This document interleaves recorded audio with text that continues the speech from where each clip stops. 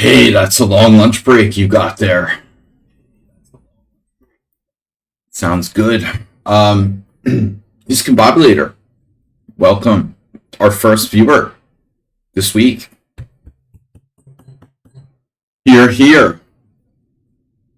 You you missed our wonderful 399th simul. Yeah, good morning. Morning. This is morning from now on, 11 a.m. until like 3 in the afternoon this morning. You missed my 399th simul. Next week will be the 400th lichess classical. That is classical simuls, since I don't do crappy blitz simuls. Next week will be the last stream before Krakow World Team Senior, and it'll be my 400th classes on lichess. That's let's see, 50 simuls a week times 7. So it's like 7.5 years, basically. I've been doing simuls every Sunday. For 7.5 years. You had to grill and watch Hungary win in the 100th minute against poor Scotland. Oh no.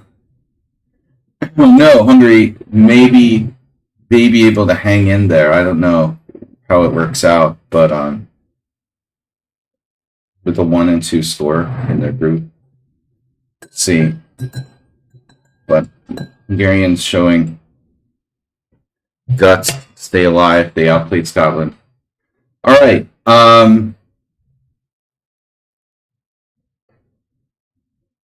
Let's see. Yeah, I was, recovering from Sunday. Saturday, Sunday is tough. And so everyone had scotch today. No, drink scotch. And remember the Scottish to you. I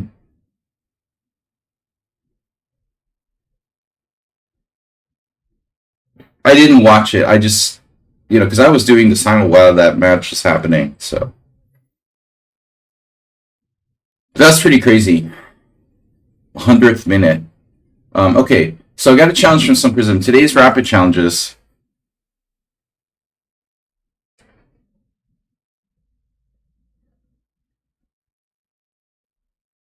Yeah, I'm just a little bit late. I'm sorry I'm late today. But I had very vital sleep to catch up on. Great simul last night. Thank you. It's always fun. Okay, that was my 399th simul, by the way, according to the simul count.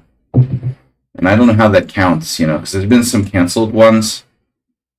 I guess the canceled ones don't count. So anyway, we got to rely on some kind of statistics.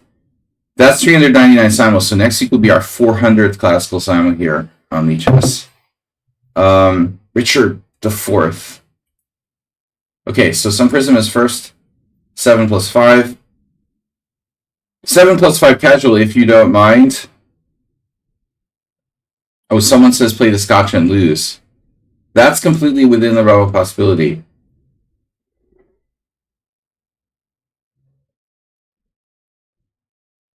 What does he play against the Petrov again? That's a stupid question. Gotta get my Petrov back in working order. Oh, you play that, okay. You play that.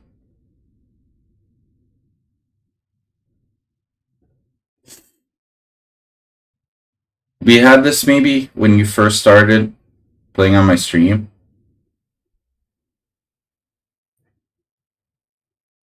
Oh shit, I hung my knight. The knight drop variation. This is probably the best line for black, but for some reason it just never really caught on that much. I don't know, maybe knight c4 is more correct, but still. It's more interesting to play this for sure. I haven't been playing the Petrov.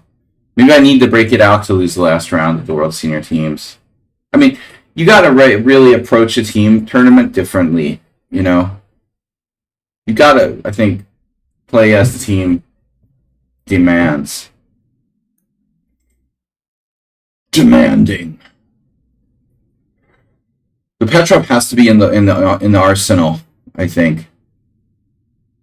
Oh yeah, so this was like when Sun Prism. I think when Sun Prism first started playing on my stream, I was still playing the Petrov. It would have been like, yeah, last year basically. We probably had a couple games. Do I play different openings of the board? No, I always play the London system. Karakan and Slav with black. I try to beat no. My name is Cyrus Laktawala, and I like to play boring openings.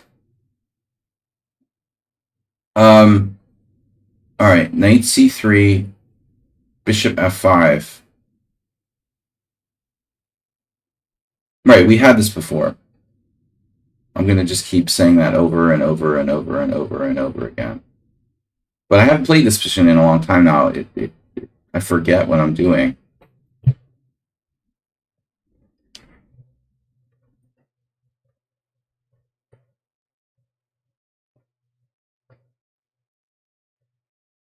Yeah, I don't think that's an acid test. The acid test. This whole line is the acid test.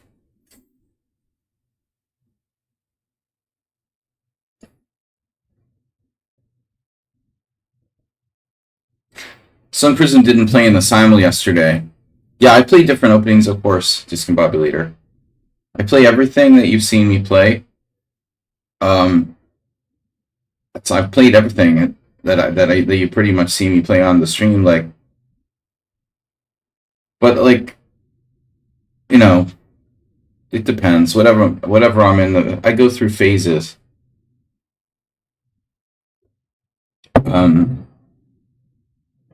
I don't know what I'm doing in the opening anyway. Well, this is like not a move, you know. Bishop d2 is like offering a draw. Damn. Birthdays party, porn and stuff. Oh shit. I can't see without my glasses. Prom. What do you live in the United States? Prom. They have that in the UK? I thought that was like totally American thing. Bishop takes c3. Stag parties and such. Maybe prom is something that came from the UK and we like bastardized it. Okay. Bishop takes c3. So this is a draw. But not necessarily.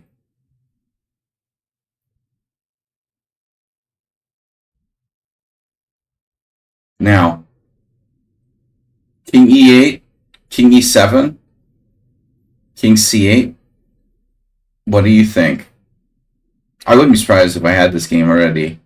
No draw. Not yet. Let's just see. It should be a draw. It doesn't mean it is a draw.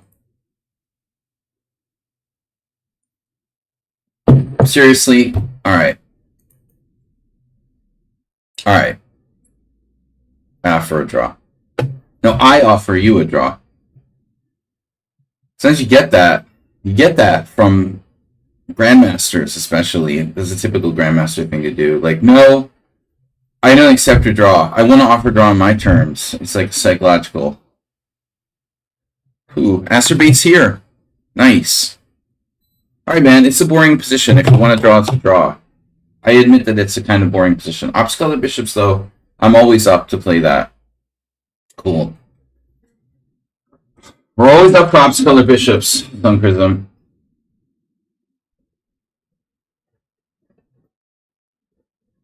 I love a good ops-colored bishops.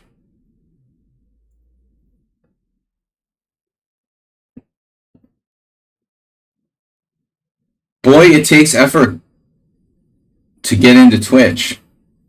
Boy, it takes effort into grit into Twitch. Dude, I'm down to 20 average 20 viewers, the lowest I've ever been. But they're 20 quality viewers. You guys are quality viewers here. All right, do I take en passant that pawn? Yeah, I don't really want to let him fix his pawns, but maybe this is a mistake. Down rook takes. He's got pressure on the f file. Sees everything. He sees, therefore he is. If g5, g5. Hmm. But he probably has some good moves there for me. h6.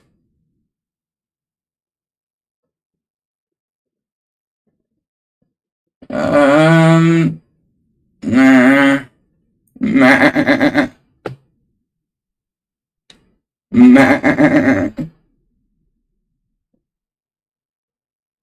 You play the Dartmoor opening. Yeah, for some reason, Dartmoor.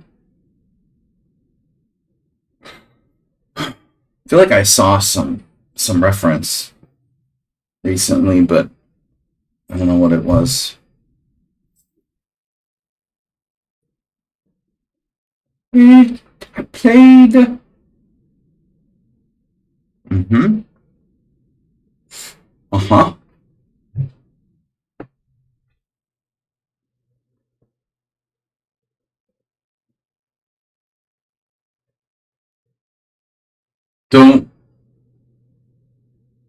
Don't overdo it, Sledgy. Go too far. Push me too far.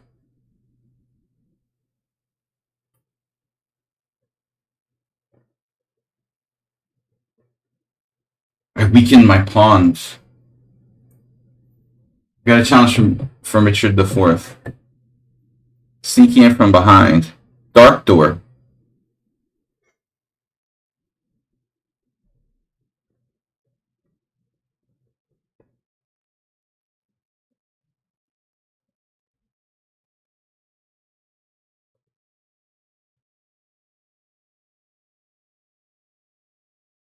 My title for yesterday. I know, Aspie. Thanks for reminding me.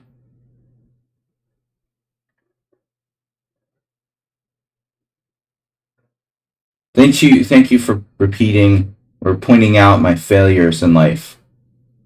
It's nice to know you're here.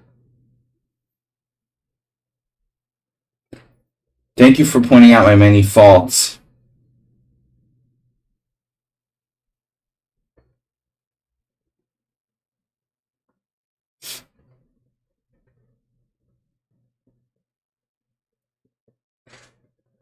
Oh my god.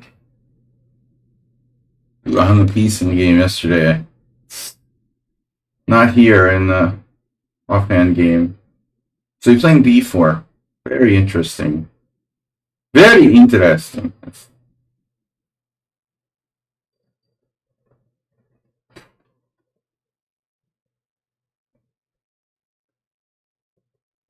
I mean, what is the point of this move, really? Why don't I just exchange rooks, you know?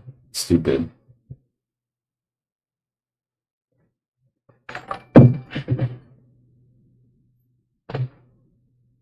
It would be simpler just to exchange rooks.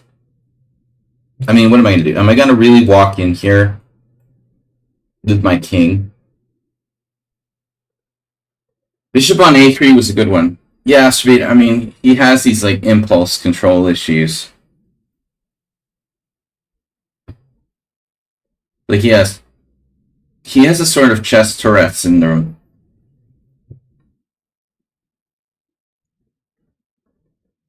Chessic Tourette syndrome. He just starts doing stuff uncontrollably, like stupid moves. Wonder what goes through his. Like, what is his thinking process? Astrobate, I'd like to know your thinking process. Understand your thinking process. We could really learn a lot scientifically.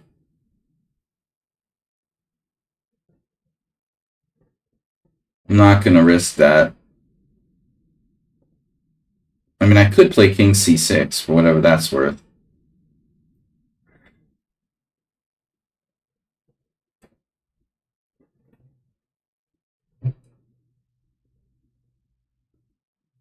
Yesterday I played what's up, Zen Chess? I still got it. Oh, we still got to do a thing. It's here on my notes.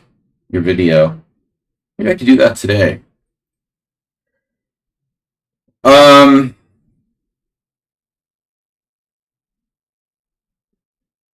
I think it would be scientifically interesting, to study Azerbaid's thinking process.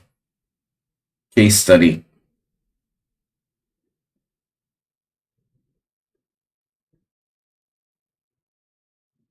This game is definitely going to garner us a lot of views. Where are you going over there? Is that what is that? Bishop E1. Are you trying to play like Bishop H4 or something?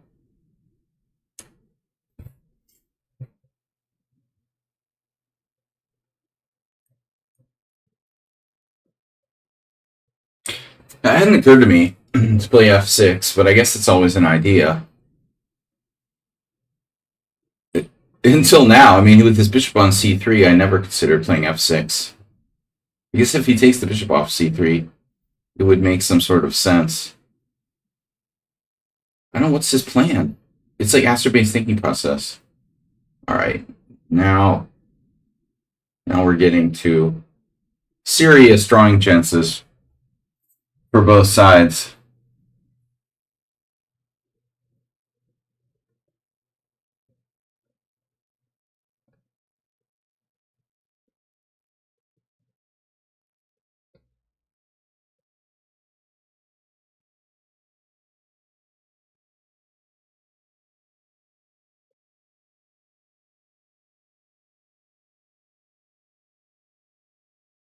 Both sides have serious drawing chances here. But no, not to joke about it. I mean, it's not that.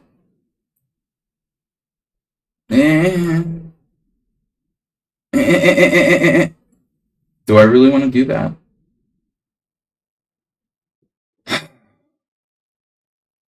Not really.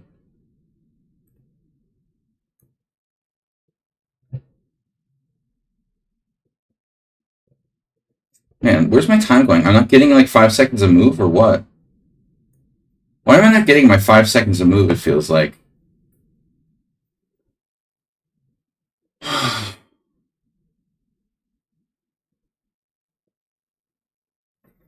I think I should have seriously considered rook takes.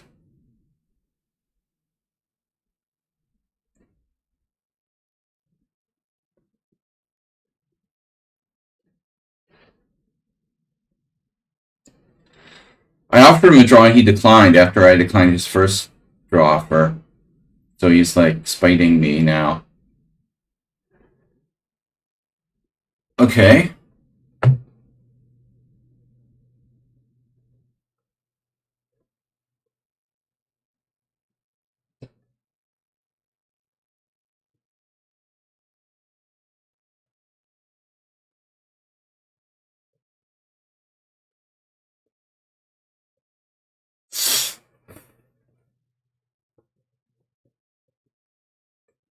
It might be a draw, but he's overextended. My king is better centralized and he's overextended. Rook e8. Oh, but that lets him in, dude. When you do rook e7, he does rook d8, though.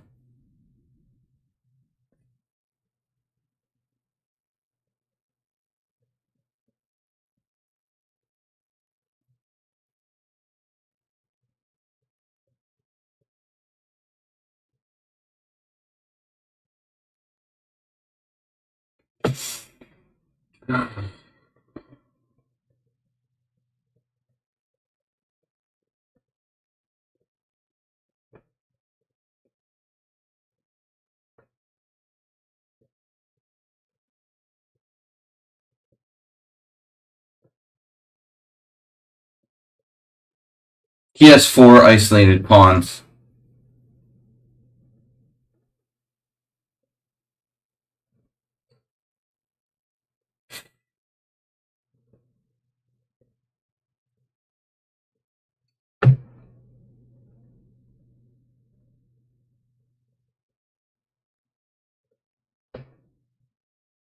I only have 2. Isolated pawn. The isolated pawn count is high with this one. But he has more time.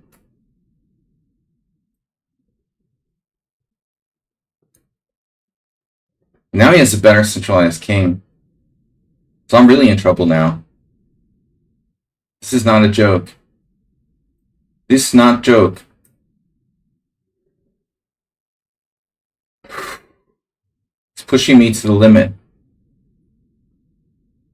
How much can I take? How much can I take here? We wasted a lot of time with this game. Should have taken the draw for 2. Neither side ever had a really serious advantage.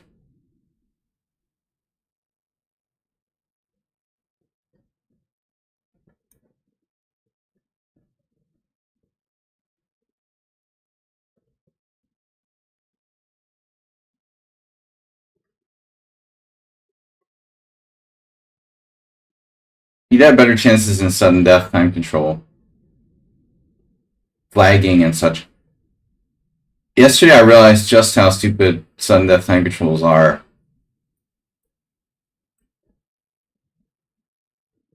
Like I didn't know.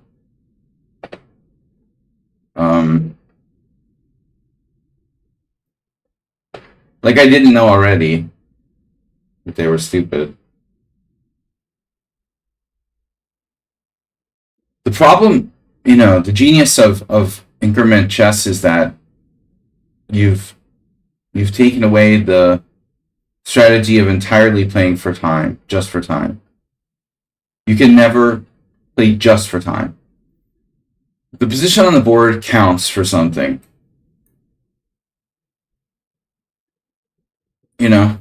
That's the key.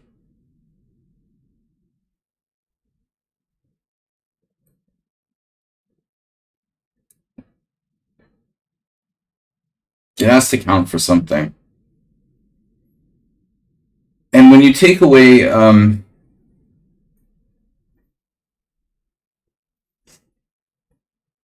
now it's a draw. When you take away the increment, you enter into that, and then I was playing a couple of people like I don't play much 5-0. But playing weak players, I can usually do it with no problem. I don't have to even play fast. But there was a couple of games where I lost on time, where I was playing in the beginning of the game, like not intensely fast, and then they just switched to like flag mode. And it's so disgusting. It's so disgusting to watch grandmasters like, what's that guy who plays Blitz all the time? I can't remember his name. He's so relevant. Bullet, I mean. Andre Jadalko or whatever. It's so disgusting to watch these guys wasting all their time.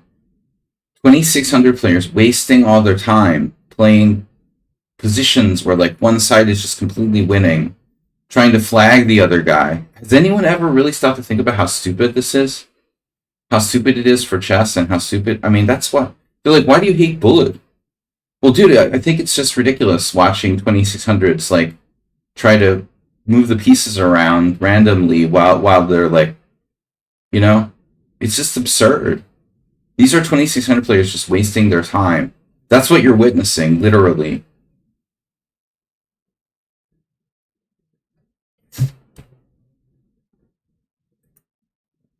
All right. Our Brenton. But once you introduce increment, is my point, even a small increment, 2 seconds is enough, but 5, 30, whatever, it changes the game, and it changed the game forever, So you can never play completely for time, which makes chess better. It just makes chess better. It can't degenerate to just playing random moves to flag the other guy. It's doesn't happen anymore, and it's great.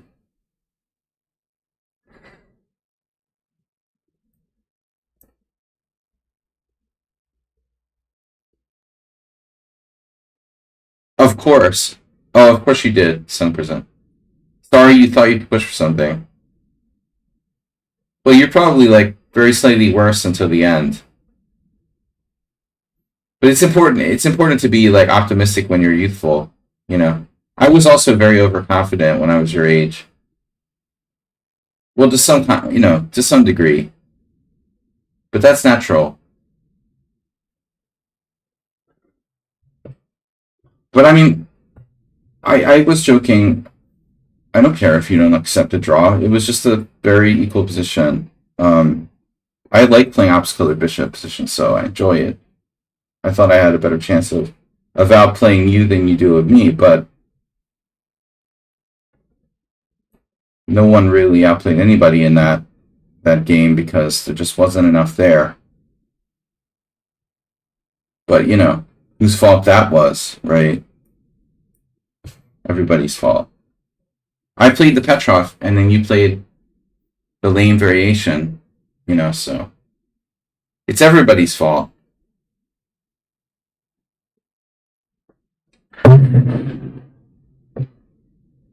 Thanks for wasting half of my Monday. No, I'm just kidding. All right, we've got it's Steppenwolf, Stapvargan.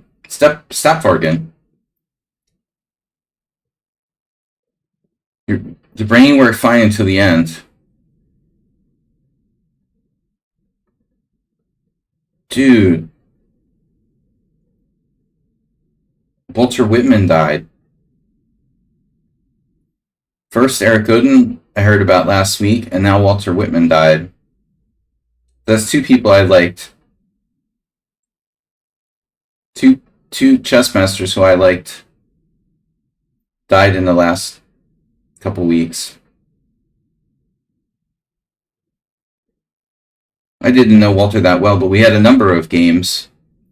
Ironically, he beat me pretty freaking badly the last time. Was the only game he pulled like a Kurdo. The last one was the best one. He beat me the last time we played. Underestimated him. The only time he beat me. He was an IM from Austria, and not a particularly strong player, but an IM, and he was very well prepared theoretically. Walter always liked to play. He always was really up on the latest opening theory. So even against grandmasters, he was at his peak in like the 80s. So I mean, he was already declining when I started playing him. This is funny. I think I saw the same variation like against Stappenvargan or something. Stappenvargan. What's up with 94? Why do people do that? Just to get out of the way of the bishop on c1?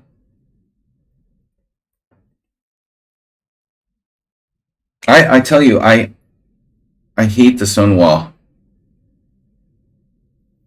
Almost as bad as the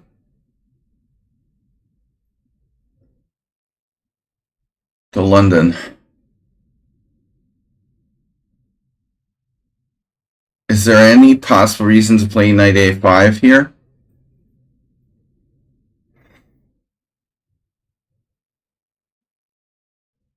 Definitely.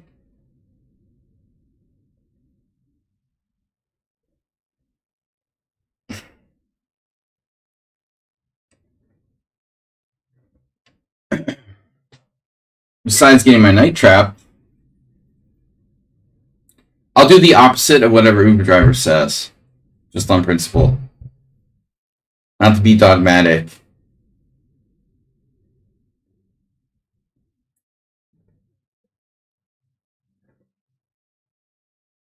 If Uber driver says don't do it, I'll do it.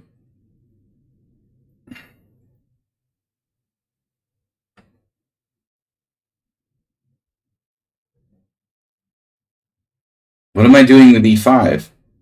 That's his square. With the pawn on f4, what am I going to do? Play e5? Knight e5? Knight a5 I like better here in this particular instance. It's all about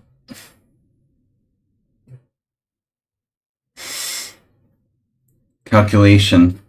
b5 takes, bishop takes g6.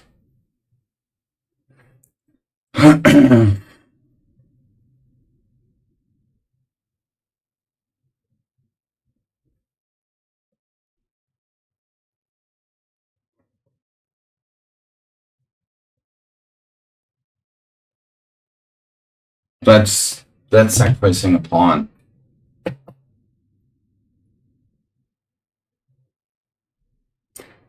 I can attack the c4 pawn. Pawn hacks.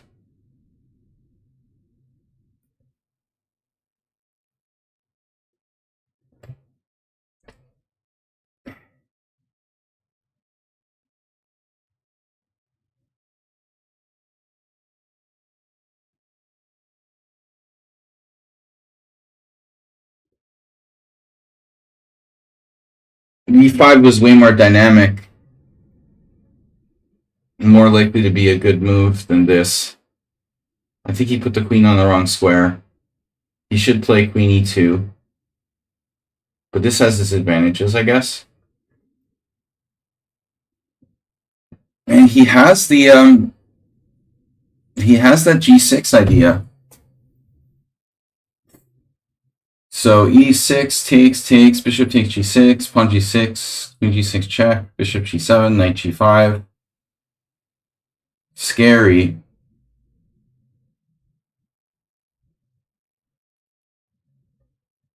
Damn it. Damn it. I need a way to get in there.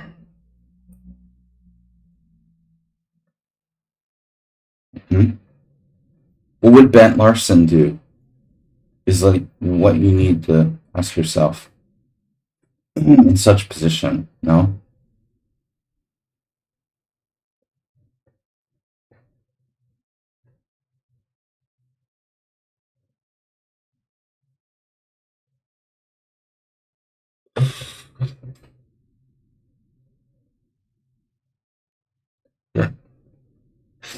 Richard is getting tougher by the. I feel like he's getting tougher by the minute. Is e6 worth going for? Because now it's a different story.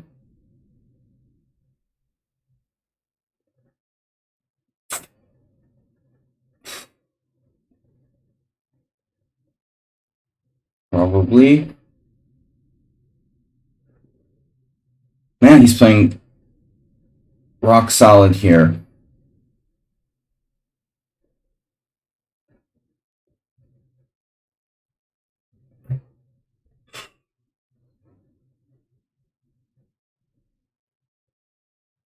Damn, I did not expect that move. He's preventing one thing but allowing another. I don't know.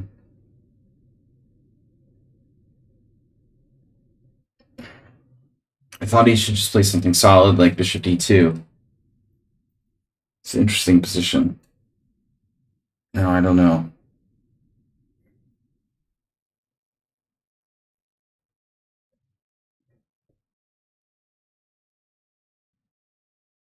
Do I have to time? I have to time. What's up? Saludos. Congratulations on my donation goal. Thanks, Nandog, for your efforts with that, by the way. I think I almost mouse slipped there. I love my mouse. You're the best mouse. You're the best mouse.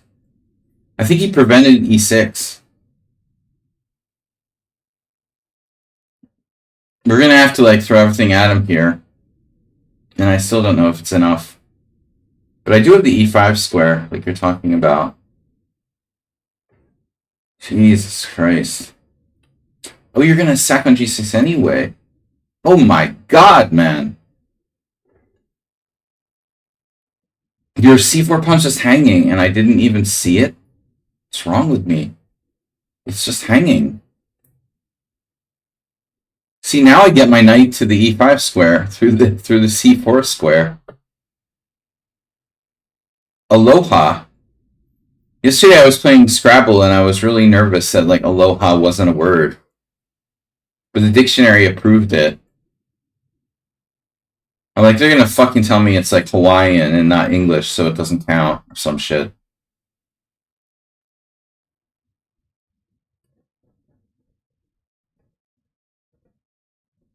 Like, what if aloha is a word, but like ola isn't? You know, that's racist.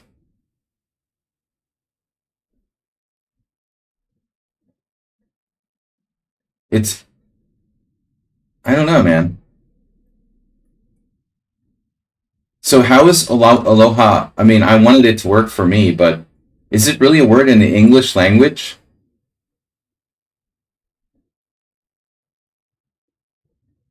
FG6 was the only move on the board there. FG6, like, you need to be more specific. But specifics never really mattered for Uber Driver, like, right? Uber Driver, you've never been real big on specifics, have you?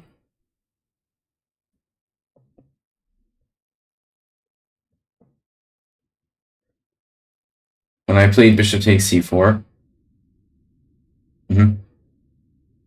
it's a better move, maybe, to take on g6 right away.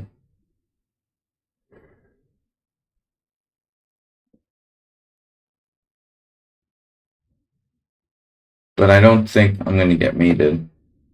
Alright. I agree. It's just getting tougher by the minute. Now with more pawns.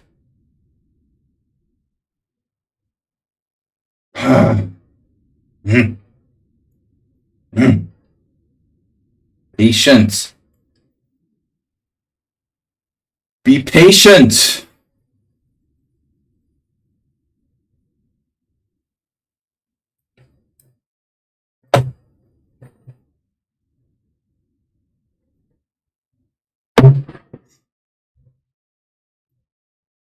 I had queen a4, but my knight's off kilter.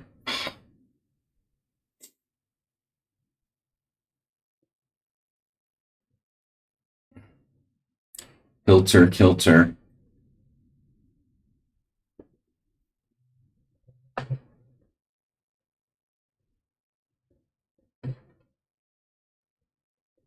Is this necessarily a winning position?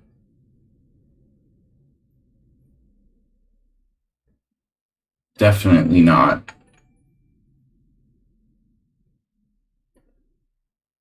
Unlucky I'm not lost here. Sleeping at the switch. Sleeping at the switch. Bangtown, California, long time no see. Part of English. Well, okay, so Hawaii becomes part of the United States.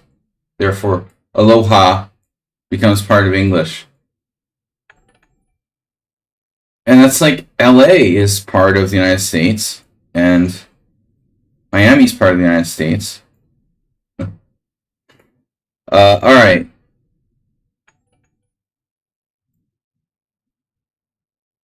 Bangtown, California, donating 5 gift subs to Macnuke or Manuk. Eric Steve, Yahad Farhan, Evil Genius, and Archer Blunder. I fucked this up.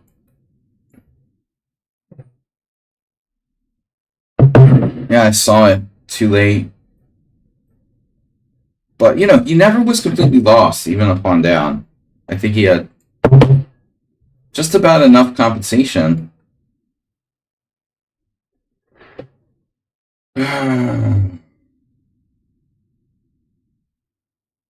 My advantage, it's kind of like my Sun Prism game now. Our advantage is dwindled down to a matter of he has more pawn islands than me.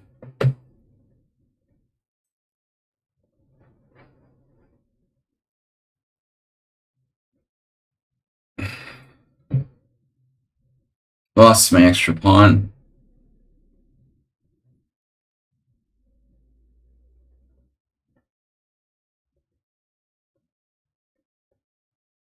In a similar situation where white is just a tiny bit more overextended. But is it really enough to be relevant? I thought you would play rook f1 there. Now my pawn zanging.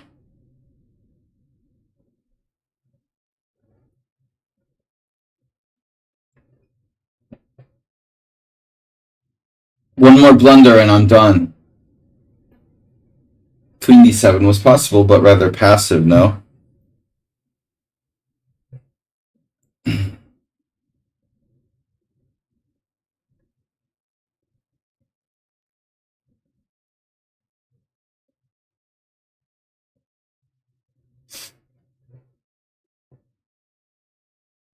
little bit passive, but I don't know. Yeah, it was the first move I considered. Definitely reasonable Zen chess.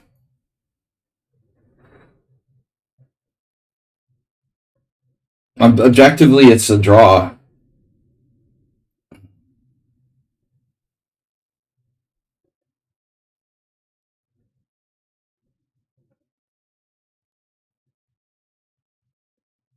Mm-hmm.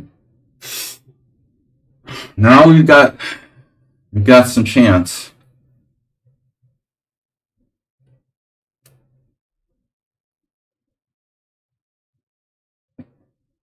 My favorite word is torture.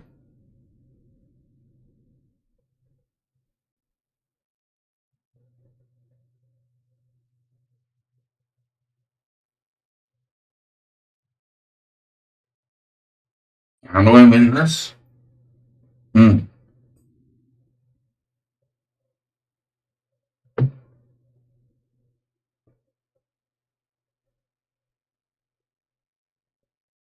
With a little bit of luck. Oof. That's aggressive. He's gone for exchanges.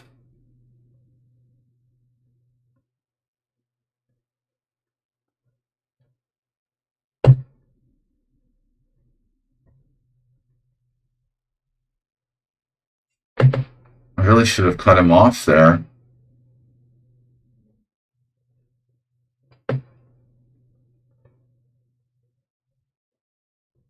Not to be Oleg Kryunosov about it.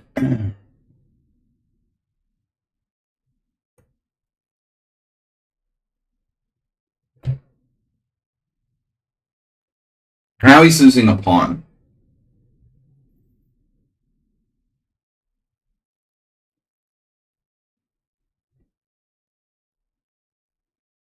Hmm.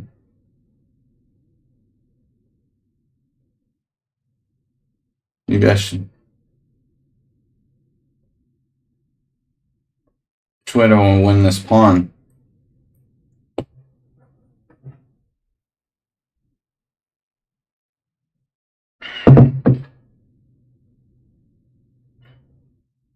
But see, again, the key is this is not sudden death. You don't have to freak out or panic, but you do have to be able to play with a 5-second increment. The point is, you don't just lose. It's a game. Hmm?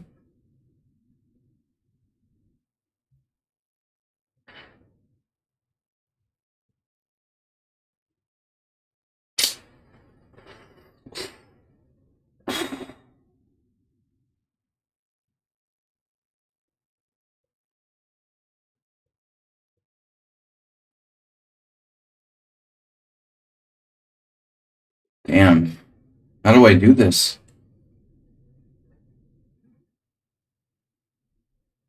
Really good move.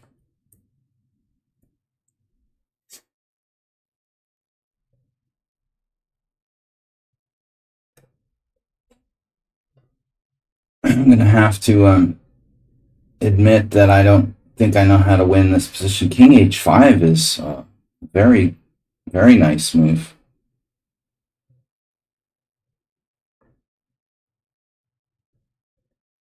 Jeez.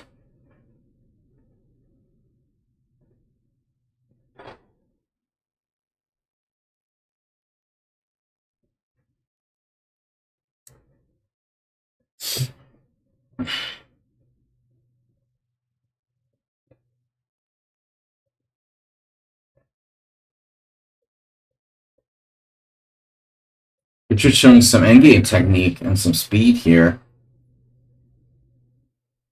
And self-confidence.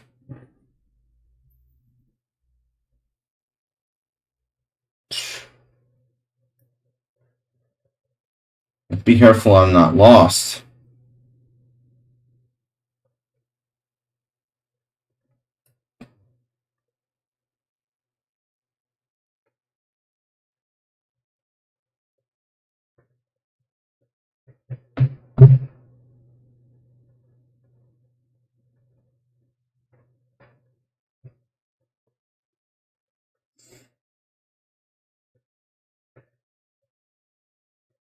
My precious.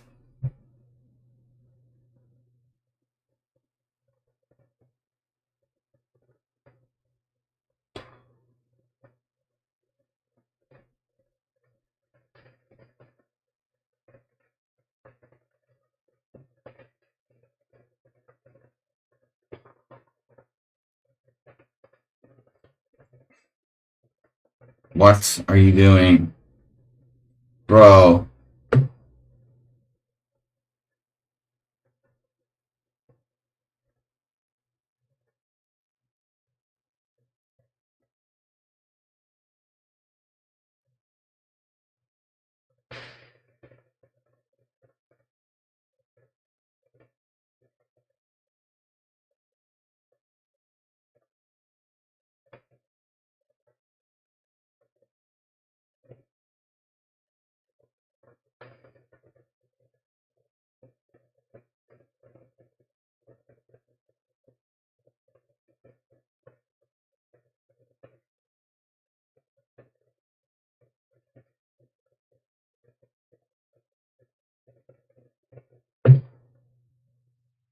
You won't give up.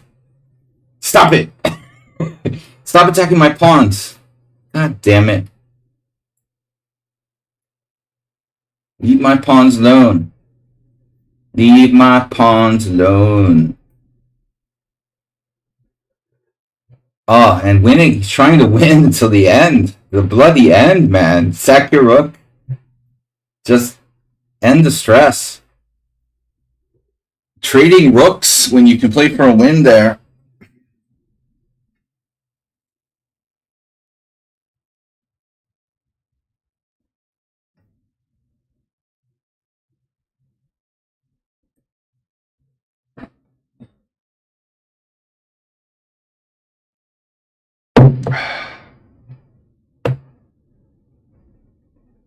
T-King on h4 was sloppy. Happy with the draw? There's a chance you were better. Oh, you were better now. I mean, no. No, you never had any winning chances. In fact, you were lost in one moment. Oh my god. You were actually lost in one moment. King f8, I'm winning. Oh my god. But I was down to like 14 seconds. I'm winning after a3. Oh no, I was winning.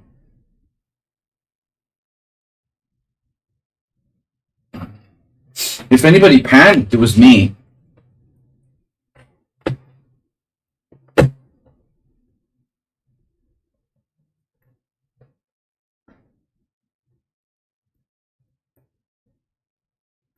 Peter hates my position.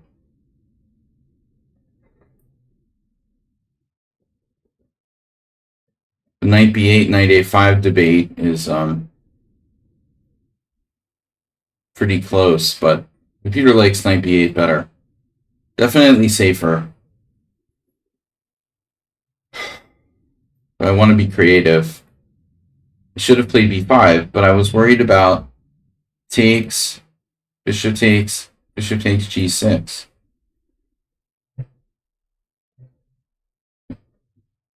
What I don't really fully understand is how I thought this works for him. You know, he's giving up a piece in this position.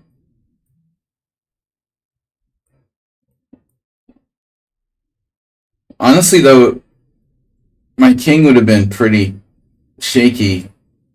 This is not that clear at all. My first draw in 39 games. Yeah, you deserved it. I mean, we both made a lot of mistakes, but except for that one move, you were really steady in the endgame after I blundered the pawn. I mean, I thought here, like, honestly, I was going to beat you anyway. Xenchess was suggesting queen d7, but it's really passive. Queen e2 is when we're active. And I think that most people fold here with white. You almost lost. King h2 was a huge mistake. Like,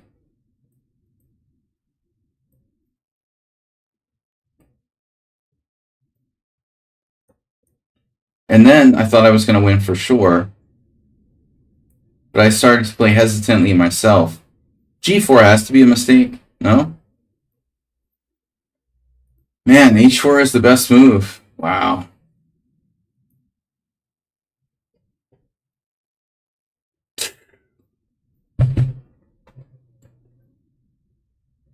Yeah, I should have blocked your king out with king g6. Oh, I did. Okay. I thought a3 was a mistake. Damn, dude. You have e5 and it's just enough to save the game. Isn't it? Are you losing here? I should have taken on d5. What? Oh no. Oh no. I know what it was now. Oh shit. It was e6. We both missed it. You know, I could have taken on d5, and then when you take on e6, when you take on d6, I play e6. I don't recapture. That's the point. This is the point, guys. Like, this is why his whole position is in trouble.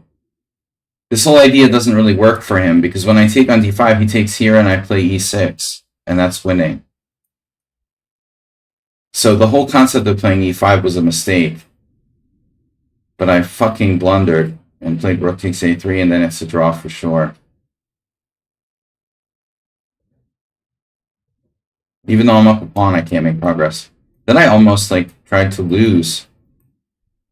This is a good move too. A lot of people might have come back. I thought king h5 was good technique by you. Okay, as long as I can sack the rook for the pawn, I'm fine. I have to be careful not to blunder. Good game. I mean, tough game. Not a good game, but a tough game. I hate to auto say like good game. Who is this impure king that keeps coming to my stream, not subscribing and not talking? Maybe I won't take the challenges till I figure out if that's like a cactus aloha. All right, Zen chess, another draw.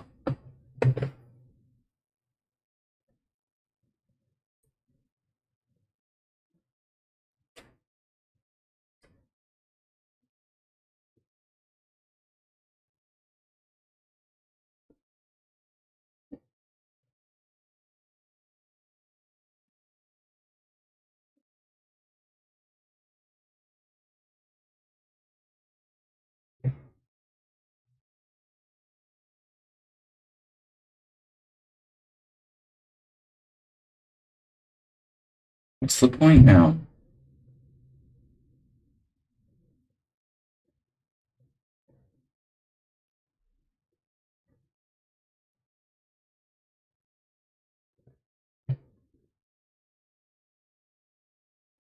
Yeah, Uber driver. What are you talking about? Another deep comment, man.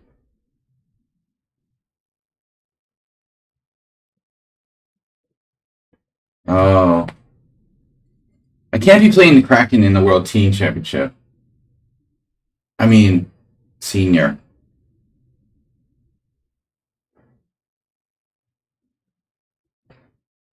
The Pierce is terrible for black, right? It doesn't control enough center. Center, man. You have to play either e5 or c5 on the first move. The only two good moves for black after e4 are e5 and maybe c5. That's it. You know, the rest are either passive or just bad. There's no question.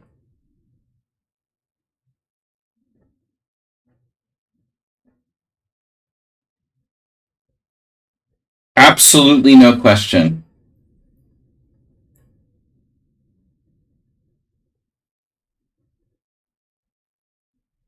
Center. D6 is okay, but it doesn't compare to c5 or e5. Those are my only two serious defenses against e4.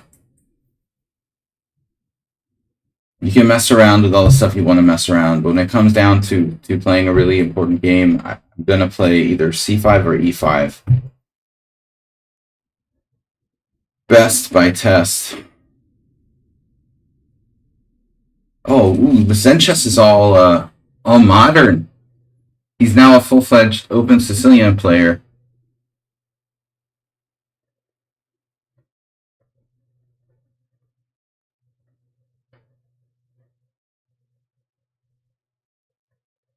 Yeah, I don't know what the theory is here.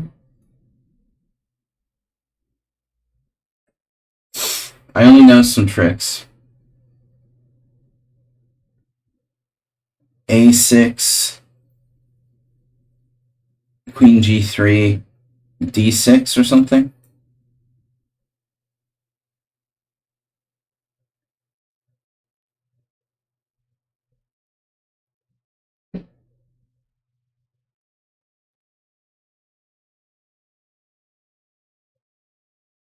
That's deep, Uber driver.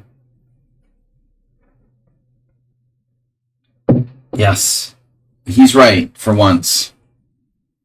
E5 is objectively the best move for black after E4.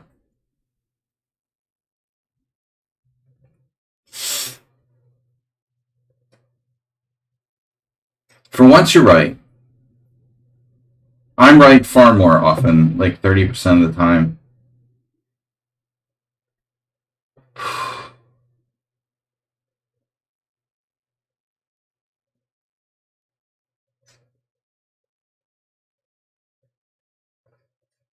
So I don't know anything about playing the Taimanov Paulson.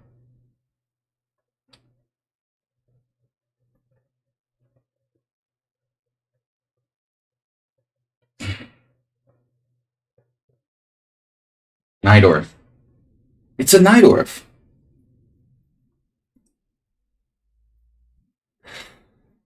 I guess it's a Nidorf, isn't it?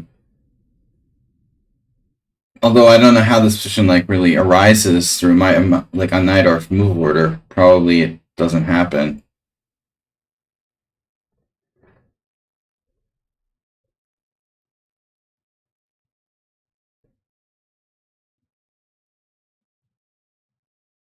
Oh yeah. I'm threatening E5.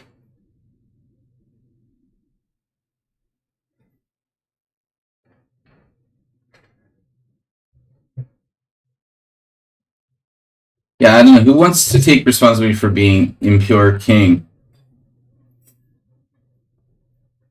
H3. That definitely wasn't expected. It looks like he's circumventing.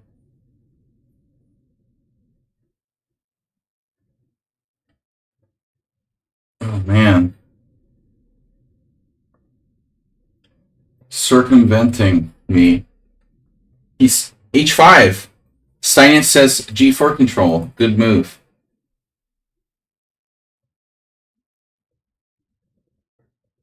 He played h3.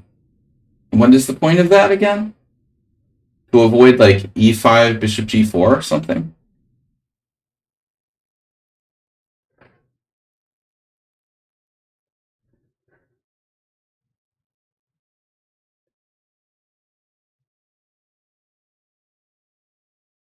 We'll probably like look at this after the game. There'll be like high-level games from this position or something. But this whole queen f3, queen g3 thing is pretty new. Seems like chess is evolving.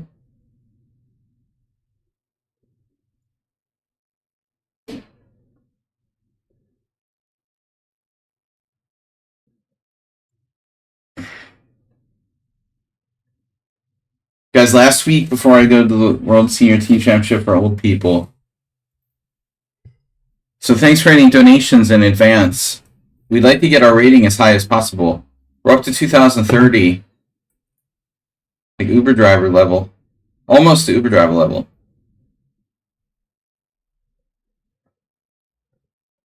Bangtown, California. I think I saw a Knight NIC book on this variation. NIC is chess speak for new in chess. We have, you mean like dedicated like book?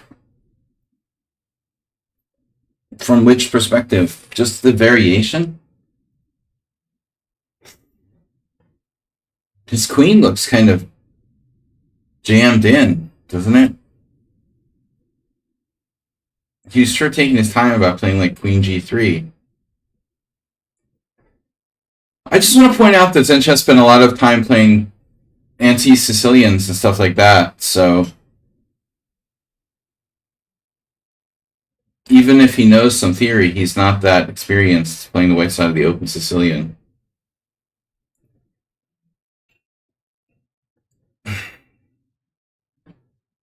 Takes 5 minutes to learn and a lifetime to master.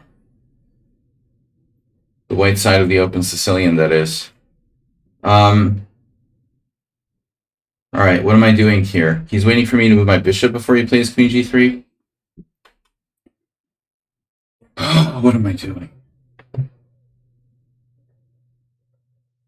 Wait, it's a Richter Rouser.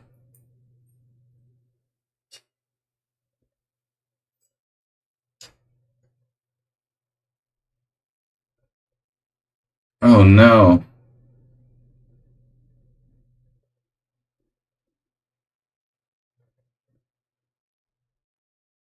I have a bad feeling about this. Well, I guess we can always castle queenside at some point, but I might have messed up. Queen f3 with the idea of bishop e2. I was like, what was his last move again? Yeah, that. Okay.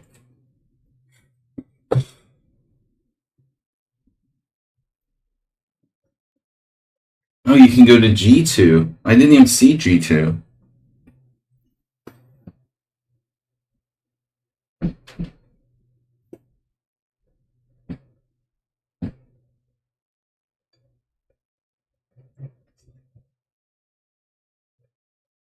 Yeah, I don't want the h file to open up. That's alright. I'll pass on that.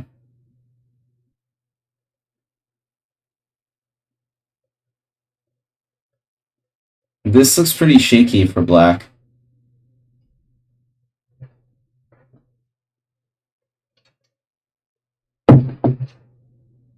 Yeah, queen g2.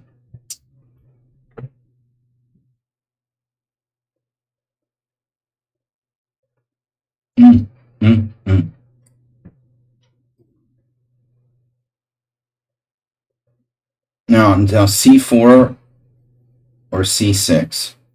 c4 was the plan. Take, e5.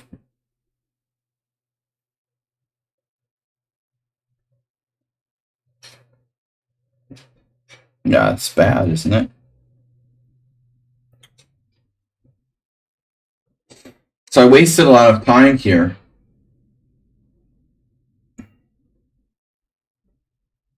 I should have played h4 earlier, not allowing this. f5, not what I expected, but it looks reasonable. Damn.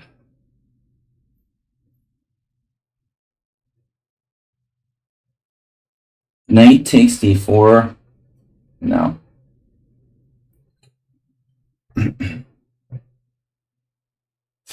I don't know. I don't know about f5. I mean, I can castle queenside, obviously.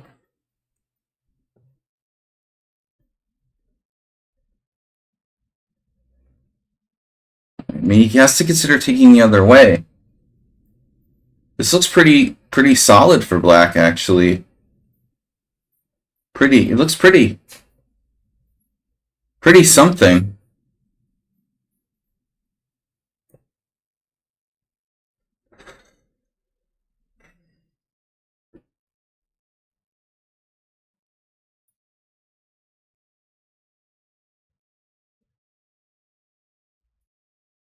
What could possibly go wrong?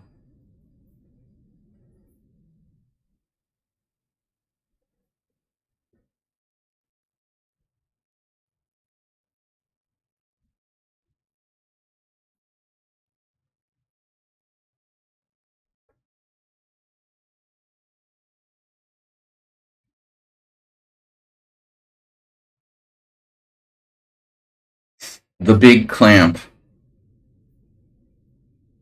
That's, again, very specific terminology from Uber driver. It's specific and instructive. Is this some sort of sleazy tactic?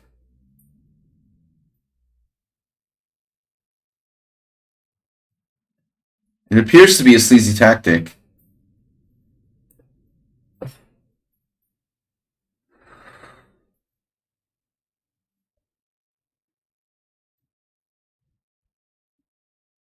Of some sort.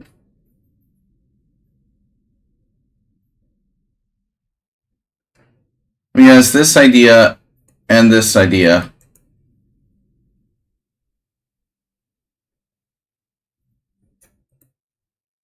Zen chess playing, more based on tactics. He seems slow. He's out of practice or something. Yeah, I didn't trust my position here. Pretty much most of the game.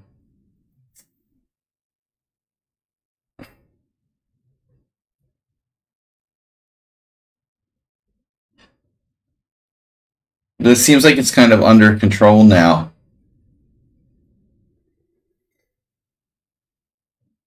I mean, first of all, the Sicilian is risky by default. Oof. That's like a really bad positional move. Why is he doing that?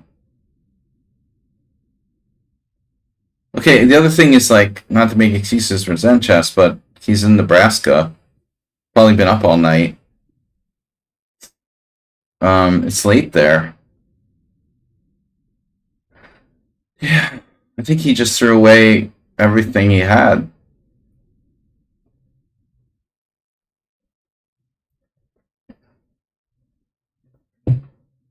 So yeah, I mean, he's just not sharp, tired, and or rusty. Um, but the opening looked good. I know what I'm doing. This is all new to me. I've never really played the Taimanov. So, okay. Yeah, they're supposed to play. This is the theoretical move.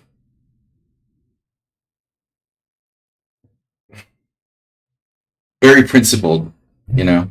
So I don't know. I just know principles. D6 is already like comfortable for white. It looks like white is seriously better. But it turns out that h3 is not great, unsurprisingly. So he just like didn't need to worry about that. Knight takes c6, b takes c, and g4 right away.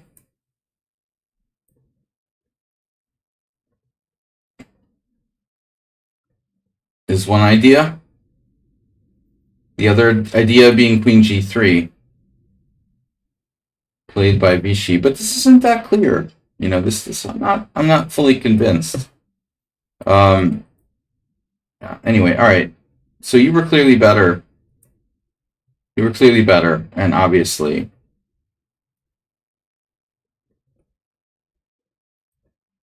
All right, gone on. And eyes itchy again. Freaking allergies. Okay, septillion. You're reptilian. Bishop takes h4. Gina Rep. Come on. Hardly that's not the point.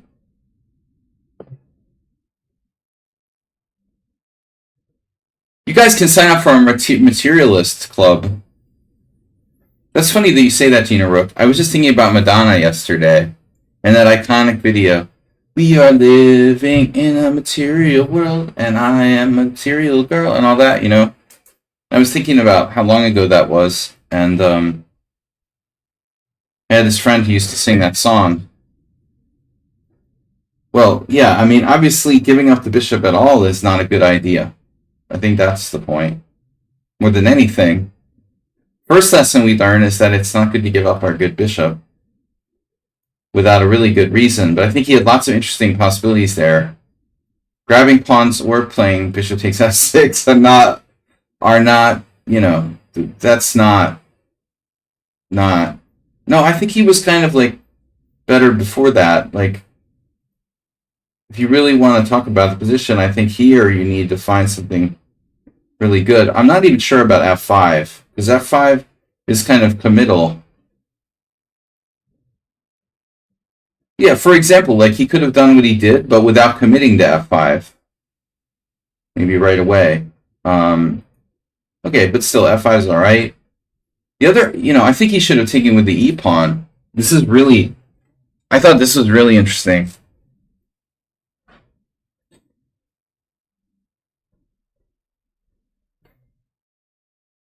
I mean, he's got to look at b6 and things like knight a4. In some positions, this square, I expected him to recapture with the e pawn. And it looks like I'm in trouble, you know? I don't know who Impure King is. They're playing another game, Schnoofy. No. Alright.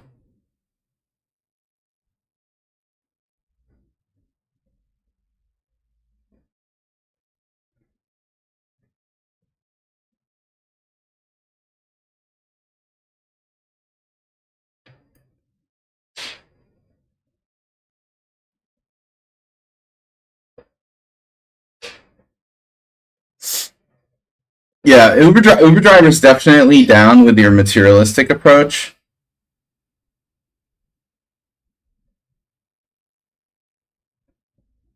That was a different. That was Immure.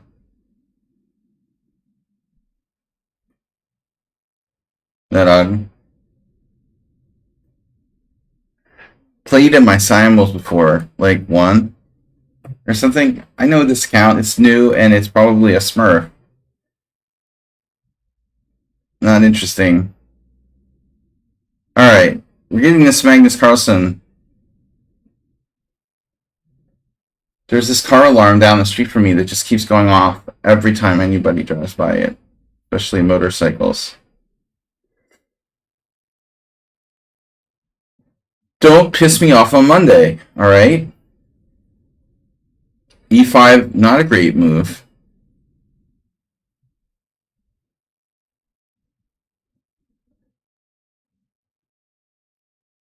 Can someone translate like whatever Uber driver is saying?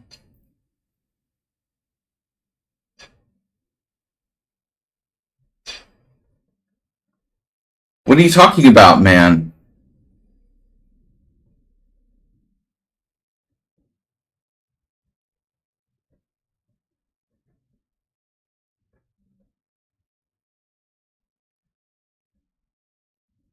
I just hope that Joe Biden comes up with some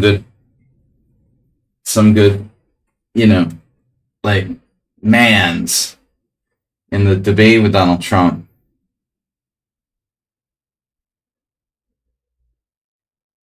Love when he says that.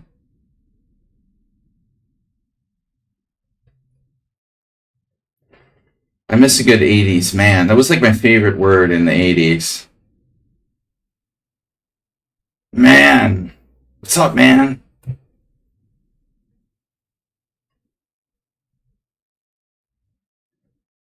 Man is so out of fashion nowadays. Kids just don't know how to say proper man.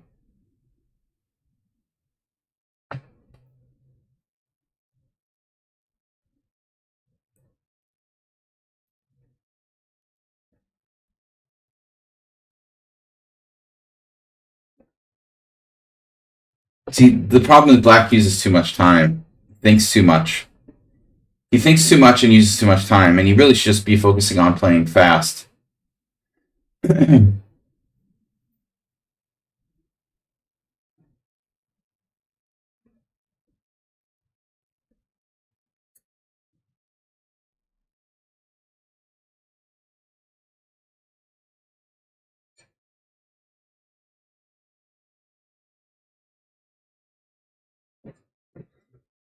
But to be fair, never seen anyone play exactly like he did here, but it's reasonable. It's not that bad.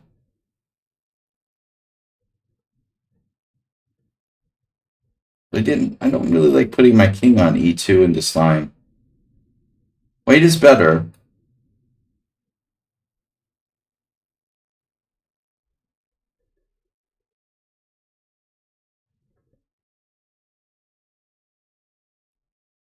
Much better than bruh. Everybody's like bro. Chess, bruh.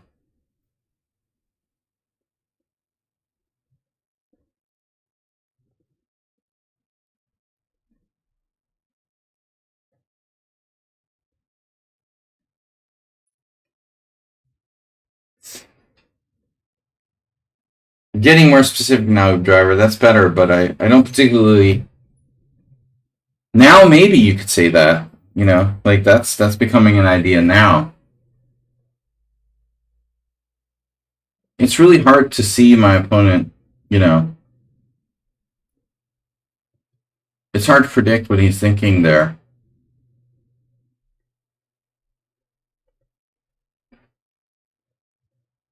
This is a theme of it's like a King's Indian attack where I got the bishop pair, except it's not.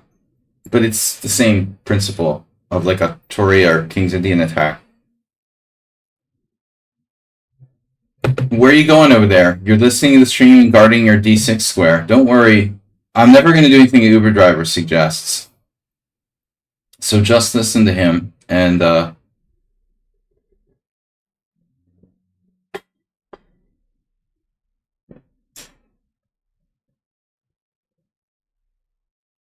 okay.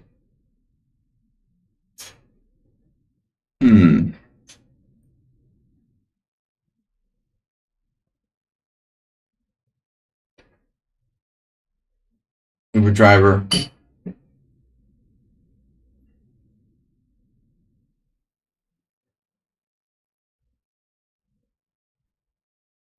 I feel sorry for you, man.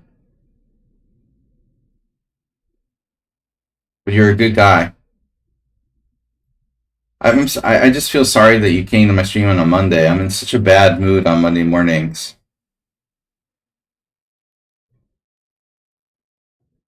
I always I'm extra brutal to. I feel like I'm extra brutal to Uber Driver on Monday mornings. A4 is not to be overrated, man. And Uber will make comments like that and get me to do stuff, by saying stupid comments and then putting the idea suggestion, keep suggesting obvious fails. Like I didn't play a4 for a reason. Seriously, that's too deep to reveal. But I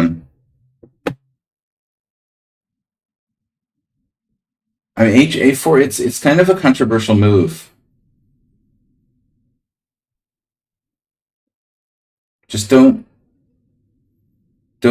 put the suggestions in my head and make me make bad moves. Wasn't sure I'm ready to play a4. It's very committal.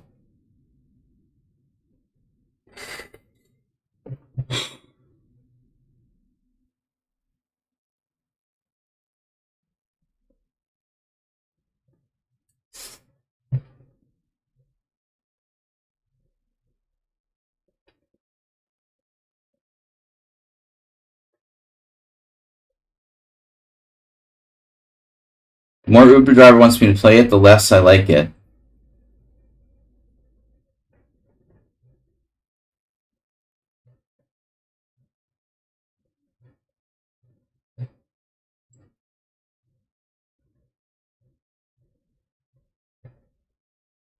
I imagine it's okay to play a4.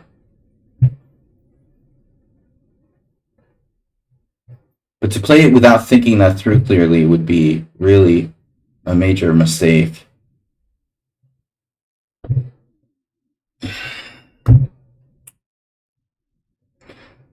Best, I feel, is developing the rest of our pieces to some extent, He's like a4, 92, game over. You haven't even developed any pieces. Like, how could it be game over? There's a lot of game here. I'm wondering.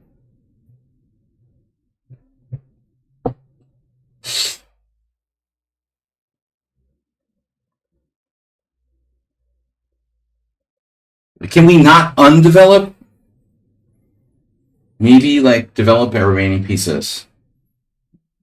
Place the rooks.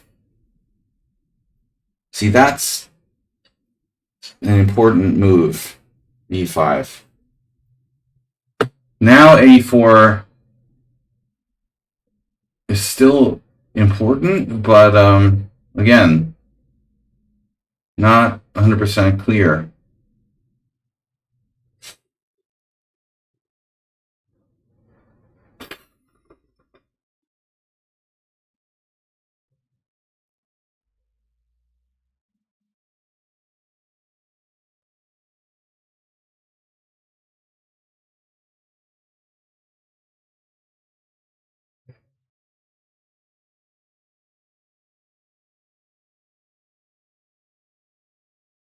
Just without thinking.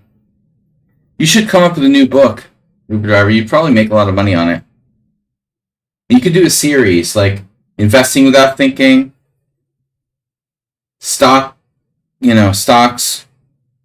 without thinking. You could make a lot of money, most likely.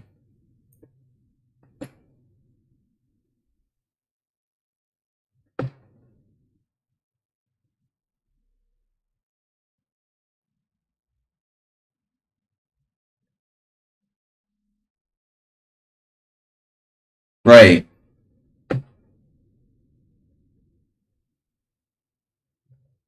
Now I'm ready.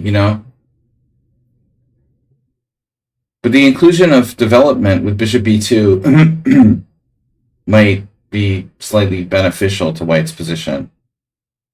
Oftentimes the bishop is good on c1.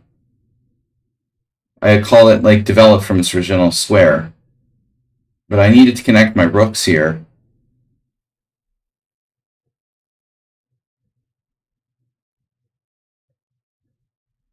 Knight d2 was always going to run into b5.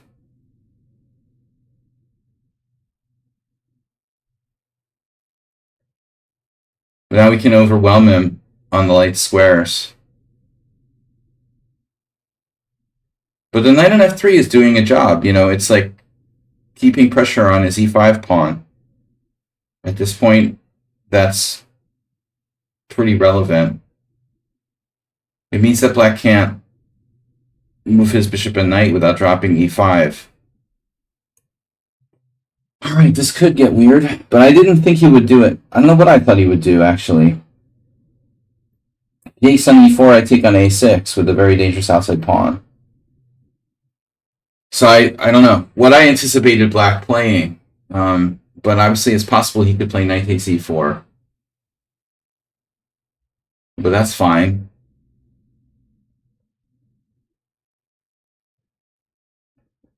I hope. Still, he might not have anything better.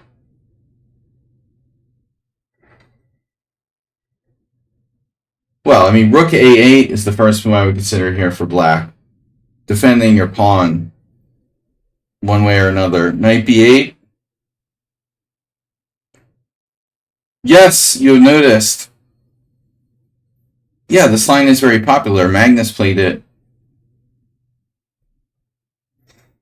I've been playing it for a while now. There was this game in the first round of that dumb Madrid tournament where the streamers were playing, like Eric Rosen and Gotham Chess. Gotham Chess's like first round opponent in a GM Norm tournament played this line and lost against Gotham Chess with white. Okay. That's pretty fucking hard to do. I've got to be honest, I thought it was extremely strange.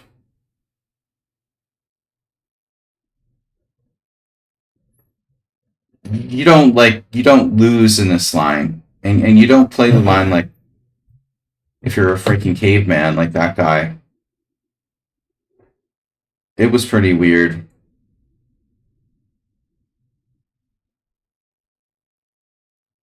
So what's going on now?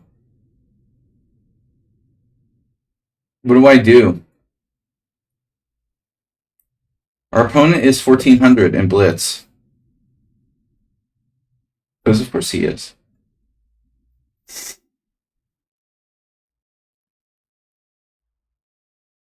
It's pretty hard to lose in this line with white. I'll tell you that right now. I mean, unless you're trying to lose on purpose. It's kind of like the time that Eugene Perelstein threw a game, and it affected me greatly because it cost me a prize. But if you're gonna throw a game, don't throw a game on the white side of a Nimzovich variation of the Petrov or something like that. If you guys are gonna throw a game, make it believable. Don't play a variation where no one ever loses and it was ridiculous. You can't lose on the white side of the Nimzovich variation of the Petrov. You can't lose on the white side of this line. There's certain variations where it's just impossible to lose for a decent player. It's the lowest risk opening in the world. If you're going to throw a game, at least make it look realistic.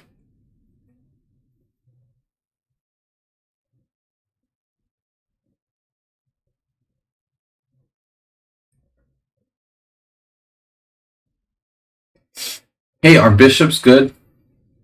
Cowboys. I just realized, Uber driver, you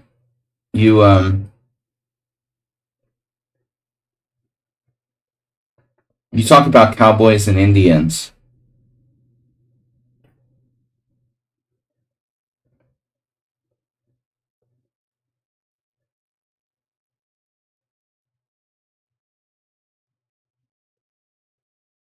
It's not PC.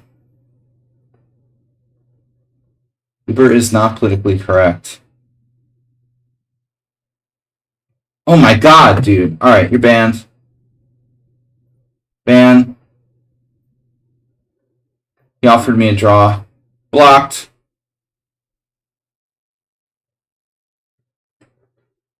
You didn't just do that.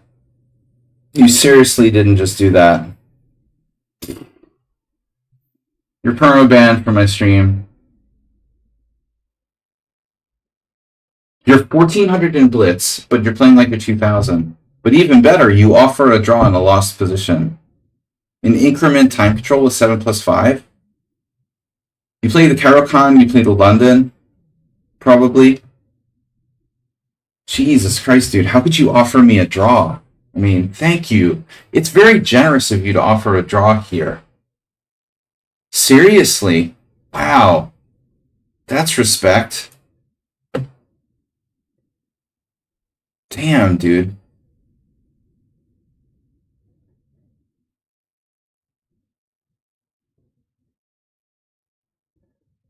Thank you, sir, for offering a draw.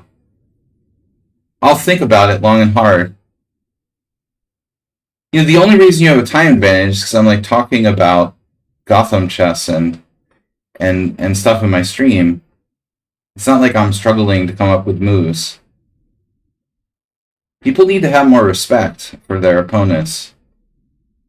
Come on, dude. You have 3 isolated pawns, a worse minor piece. You're down an outside A pawn. You're lost like 6 ways from Sunday in this position. How could you offer a draw? Like, the only way you offer a draw is if you're like slipping $100 under the board or something. I mean,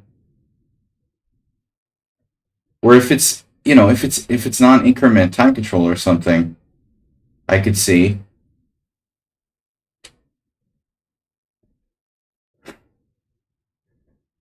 Come on, bro.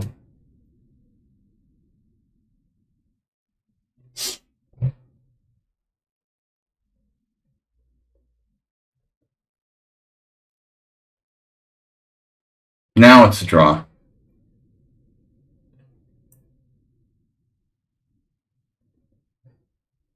Now it's definitely a draw.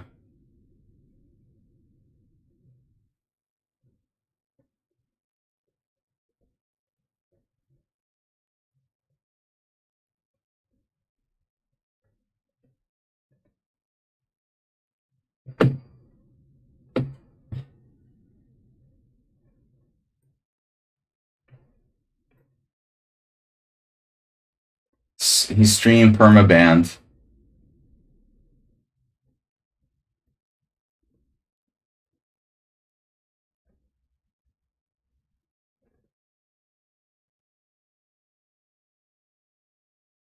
Now we start playing for stalemate, right? I don't know how to win with 2 connected pass pawns in a rook endgame.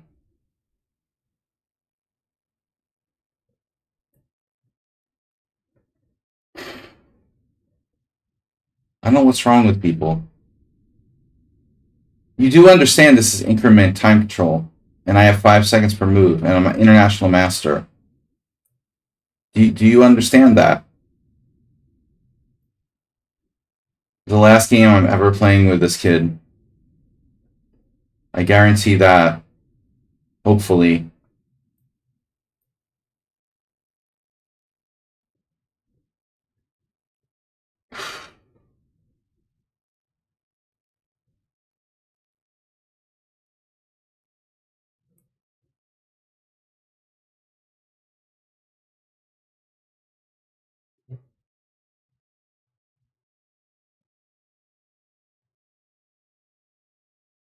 That looks like stalemate.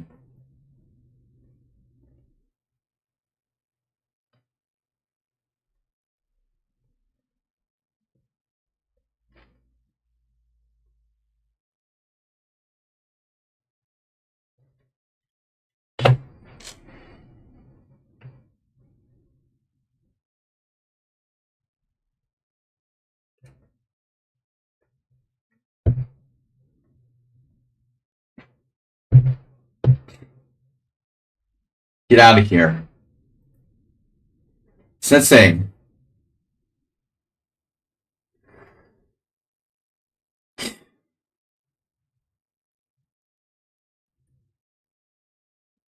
I'm gonna guess that that player plays the London system with white. And that's why he's banned from my stream. You've been in the queue longer. Dude, don't come to me about the lichess Q. Talk to Duplessis about it. Alright. I take no responsibility for the operations of lichess. Alright, what are we gonna do here?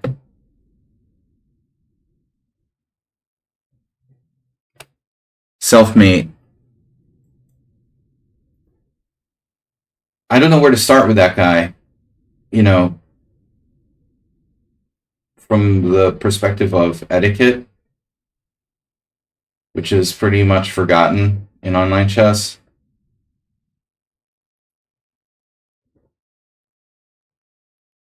Yeah, this is an annoying move order for white. I don't know what I'm going to play at the World Senior. I'm probably not playing e6 Sicilians, but here I go.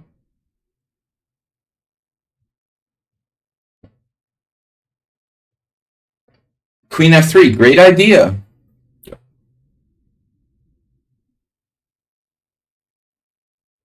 No, I like bishop e3 here. Play bishop e3. That I've actually played.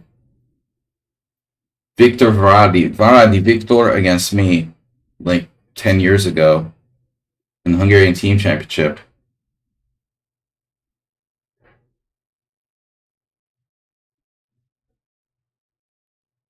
Yeah, we figured that out, Casper. It's easy to find you because you're the only other person in the queue. He did bishop e3. I was just kidding, man. Bishop e3 is bad. Don't literally play bishop e3. Oh, no.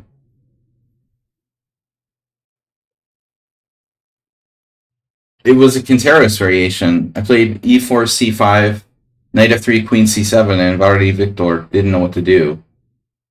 And he, like, stumbled into this, like, bad Paulson by accident. No, it's not lost, but it's not good.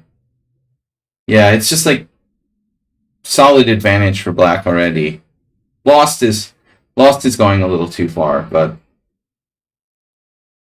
of course Superdriver is going to exaggerate because that's what he does. Oversimplifying and exaggerating.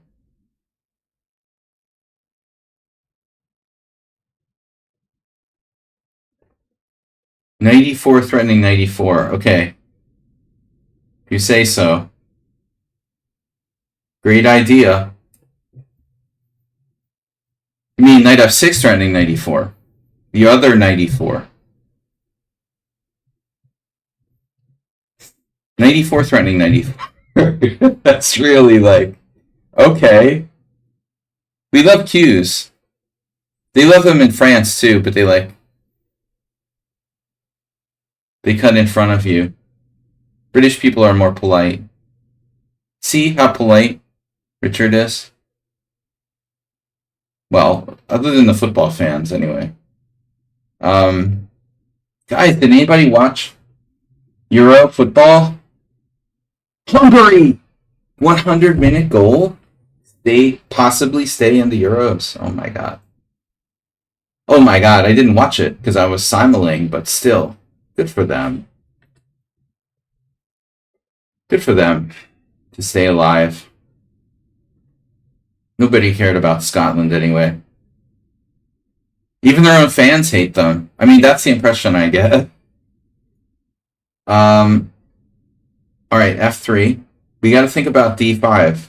Ooh, I saw the scathing criticism of Scotland from some sports writer, like the head Scottish sports writer on the BBC. Even though BBC is probably shite. Still. It was just scathingly hating them.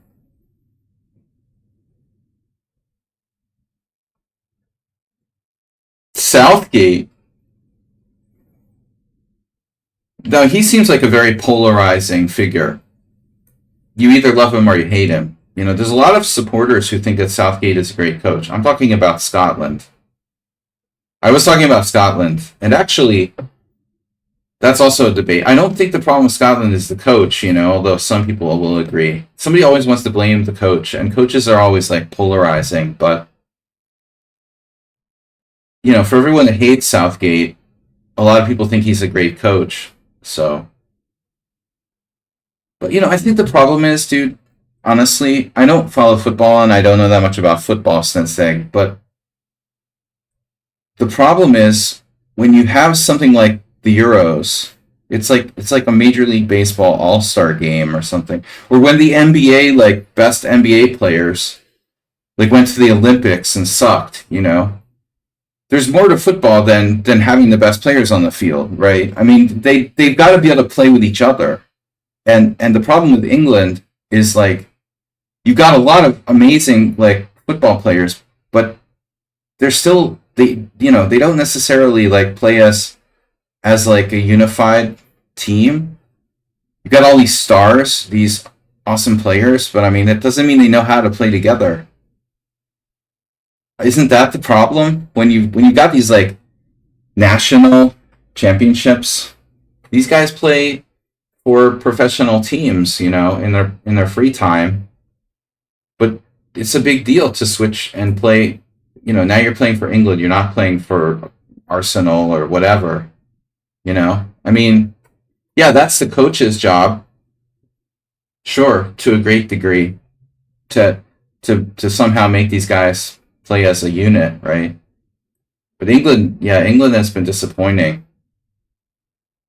Right, right. They should do if the manager's good, but sometimes, sometimes, sometimes like these, like,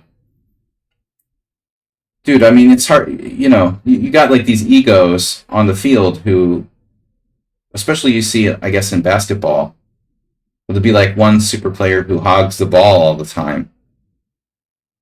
I mean,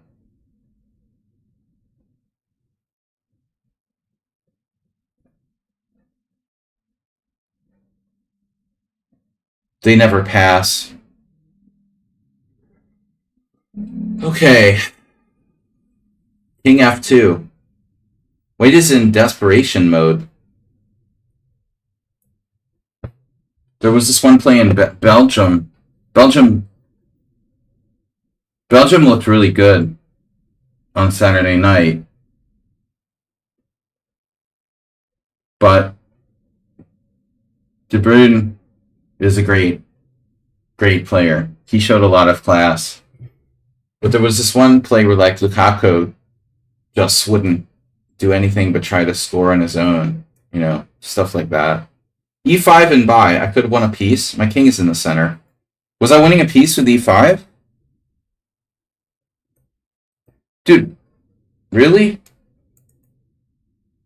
Well, I mean, he's probably going to sacrifice a piece there. I don't know. Maybe. Everything is simple until it isn't. The driver's putting ideas in my head again. Just make sure. By the way, spoilers, Uber driver. Do we know about spoilers here? No spoilers, Uber driver.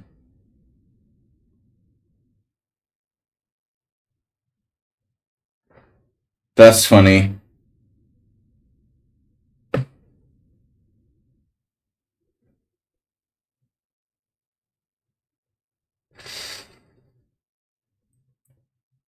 He can still sack a piece.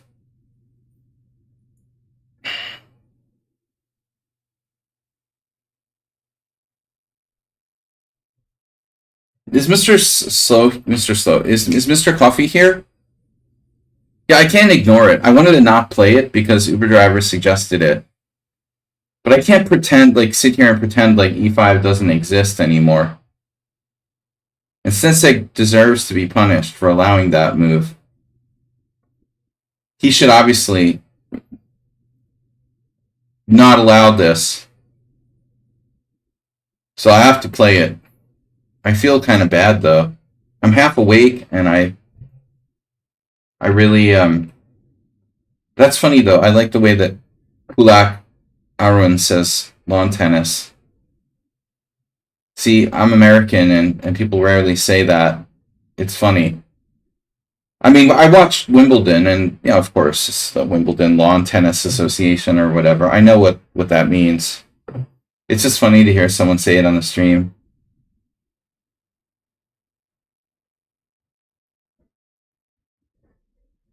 Okay, okay, Nedog. No, not long tennis, lawn tennis. Clay tennis club. What about the clay tennis? Clay tennis gets no love. The clay tennis federation. Mud tennis. Mud tennis gets no love. Just lawn tennis. Lawn tennis is totally not PC in today's climate change era, by the way.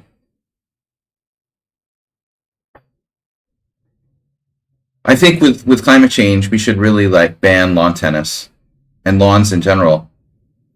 Having a lawn is not friendly for the environment, and they're wasting a lot of water. Why aren't I hope that those climate protesters, instead of destroying like why don't they actually they were protesting at some sports event. I think it was golf too, right? How much water and shit goes into like maintaining high level golf courses. Stop destroying like great art and attack like golf and tennis or something instead. But don't destroy like priceless art, man. What does that have to do with climate change? If you're going to protest climate change, why is destroying like a painter's masterpiece? How is that even relevant? It's stupid. Might as well just like go full terrorist and start murdering people in the name of climate change. But at least if you like protest like golf and tennis tournaments, you kind of be in the right. All right. Anyway, short tennis and long tennis.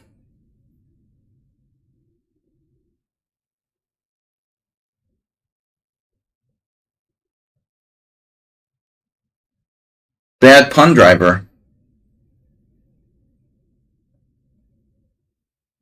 I think Uber driver does bad puns as well as Uber.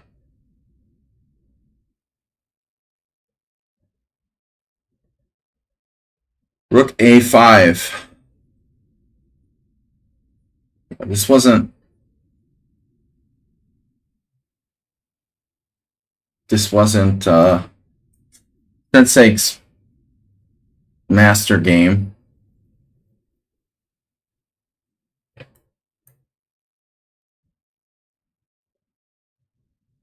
Snooker I could never get into. That's a totally British thing. Or, nobody watches snooker in the US. Regular pool, like I guess some a little bit, but I mean not nobody, but it's just not it's a European. It's like darts. Well, actually less popular than darts. Darts are still popular in the United States, maybe. These are very European things. Snooker especially.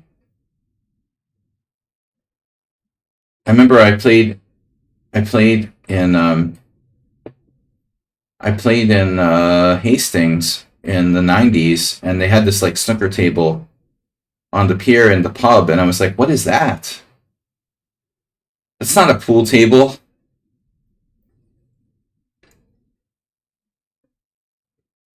I'm like, it's too big. I'm terrible at pool, but I like playing for fun.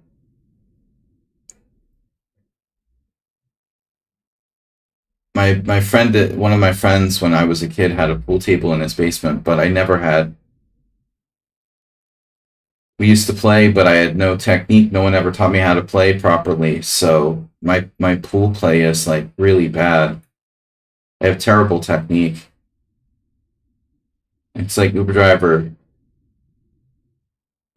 Driver's chess. No, I don't really want to do that, do I? Just kidding, Uber Driver.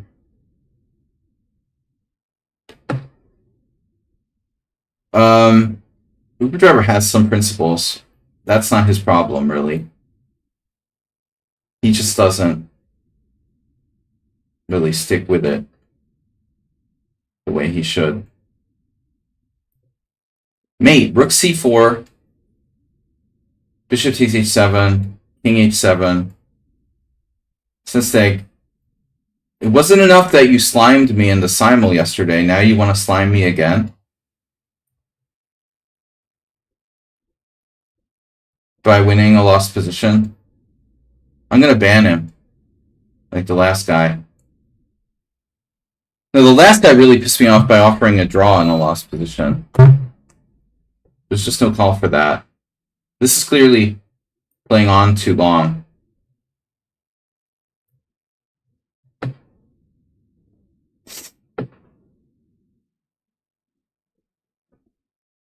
Yeah, but I mean, okay, the opening... By the way, how long can I stay here? I gotta go soon. We'll play one more game. 2 more games, max. I'm here later than usual, because I started later than usual. 2 last games. That's it. You are the last games. Chess, MDS, and Morales.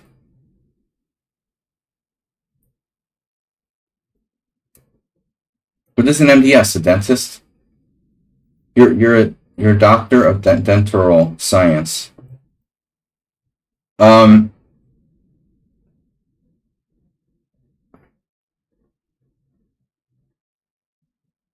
this is bad.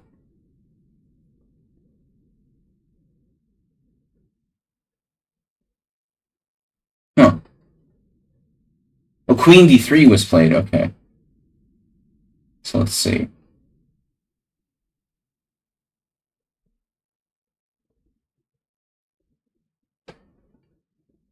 Vucic versus Hara Imre. Where the hell did he play that? Where is this game played? Liechtenstein Open. Wow. 30th. My game isn't in here. We must have just missed the list. I guess if we go on one more move, like 92, then we'll see my game. Yeah. Telling me we don't make the average there? We should. That's weird. The average of me and Vradi Victor had to be around 2,400.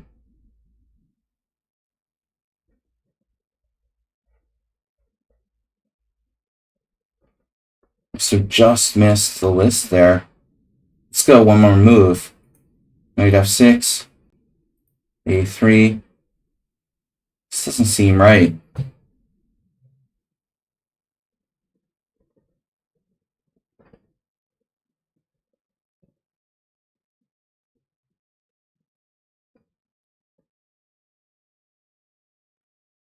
Where's my game? I don't remember that happening though. That's weird.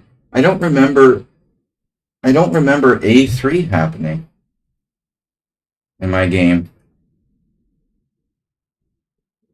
I would have definitely played knight f6. He couldn't have played a different move, could he? I don't know. Anyway, the mystery is unsolved. Alright, let's go on to the next game. I don't know. Could it have been a different move order? We're going to see some of your games in the database. Lucky if we find any of my games. Alright, chess MDS.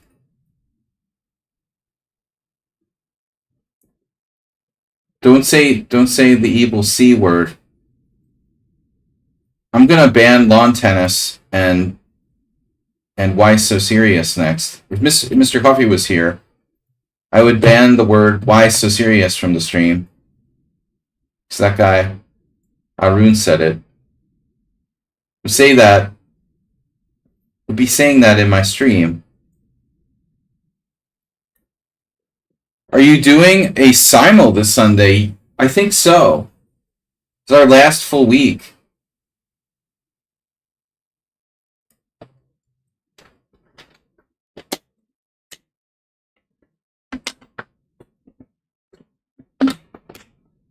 I'm leaving like in the afternoon on Monday. So, like, I'm leaving exactly a week from now, flying. So, I think I can still do a simul on Sunday and wake up and stuff.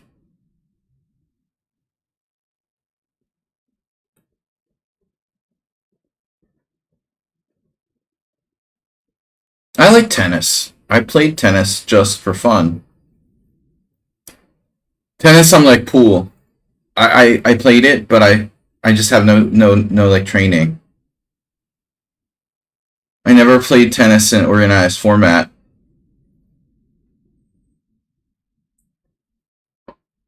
I enjoy tennis. I would like practice by myself when I was a kid and I was bored. Um all right.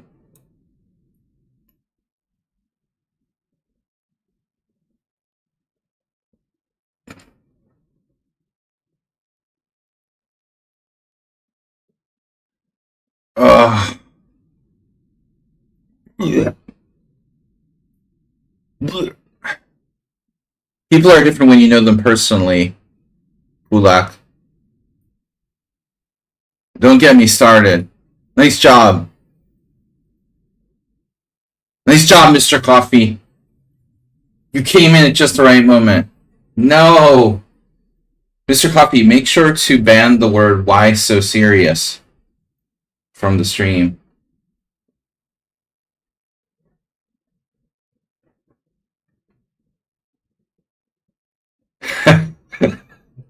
This guy is a big fan. He was a big fan. He's probably the guy who offered a draw in the London.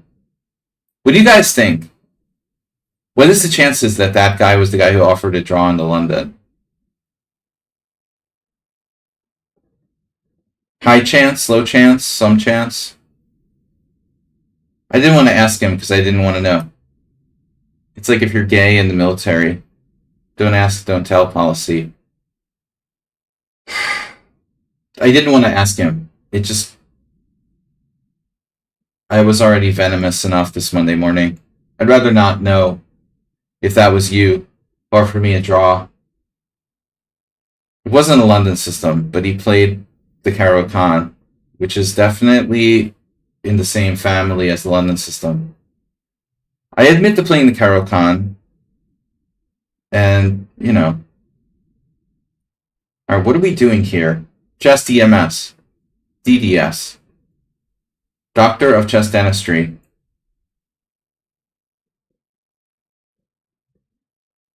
Surgeon. He's a surgeon. I was thinking DDS.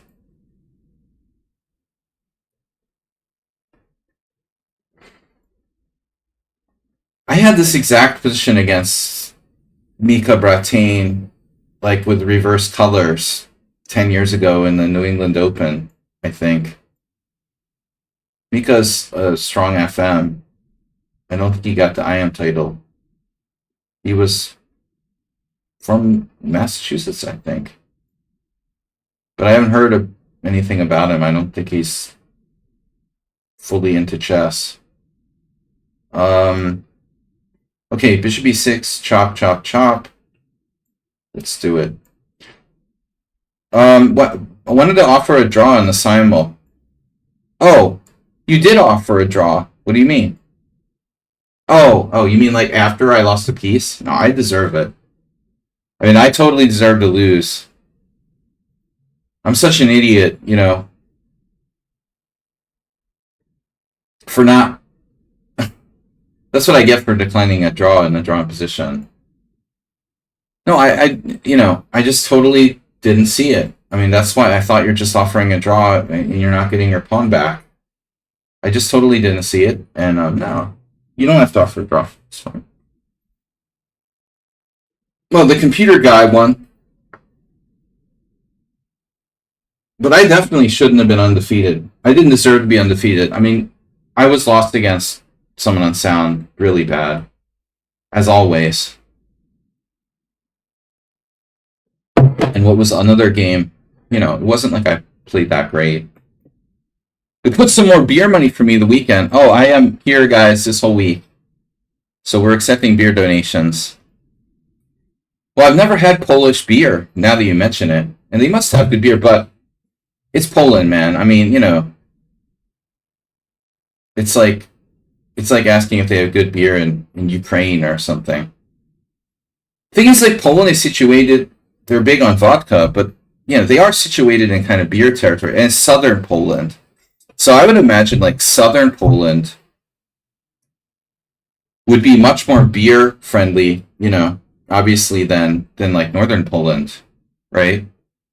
Southern Poland, it's not that far from Germany and Czech Republic.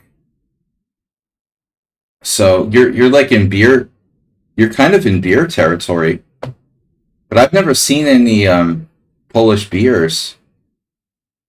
I mean, obviously they exist. Do I want to go for this pawn? I never see Polish beers, for example, in, you know, shops.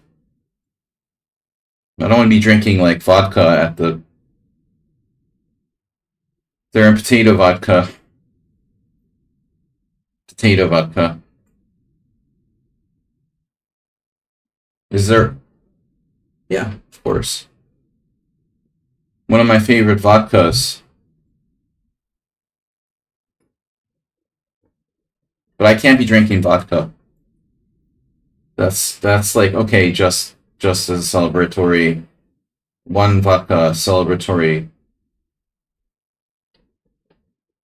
sort of thing. No, I mean, I'm really in serious mode, and I'm too old to be drinking alcohol. If I'm gonna do something like play chess or poker seriously,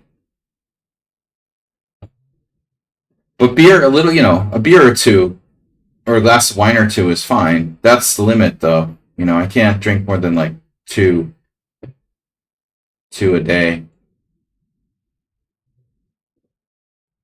As I get older, I notice there's a big difference, you know, in alcohol tolerance. Chess MDS is really kind of collapsing here.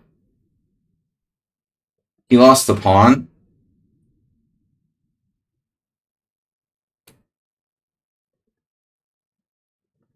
But he's gone to a passive Richard state. Good job, Richard, by the way, like drawing me for the first time today. Like that shouldn't be underestimated. And yesterday you were on the verge of salvation as well. So that's oof, I made a mistake. Shit. Still. Hopefully you're learning and you know, I can be helpful. Some people never learn. I mean, there's two kinds of people who suck, right? There's the kind who suck because they've never been exposed to proper knowledge, and there's some people who just never learn because they have some inability to learn for whatever reason. I think you're the first case where, you know, maybe you just haven't been exposed to the right way of looking at chess, you know.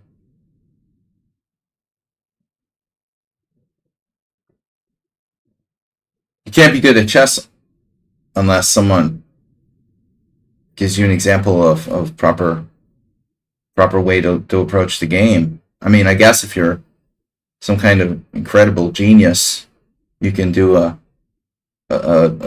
AI, you know, learning. I mean, and teach yourself to be like a grandmaster. But people develop a lot of bad habits, you know, and that's the problem, right? Like all of us have that to a degree. So Chesty MDS is kind of, I get it. You know, he's got a little bit of Richard III here going on, kind of cube.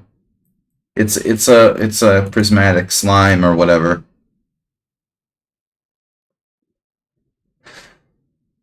Alcohol is really a poison if you try to gain a profit from poker. No, yeah, I mean, I never ever would. I mean, when I played online, when I was really serious about poker, I would never drink at all. You know, um, absolutely not when I was serious. No,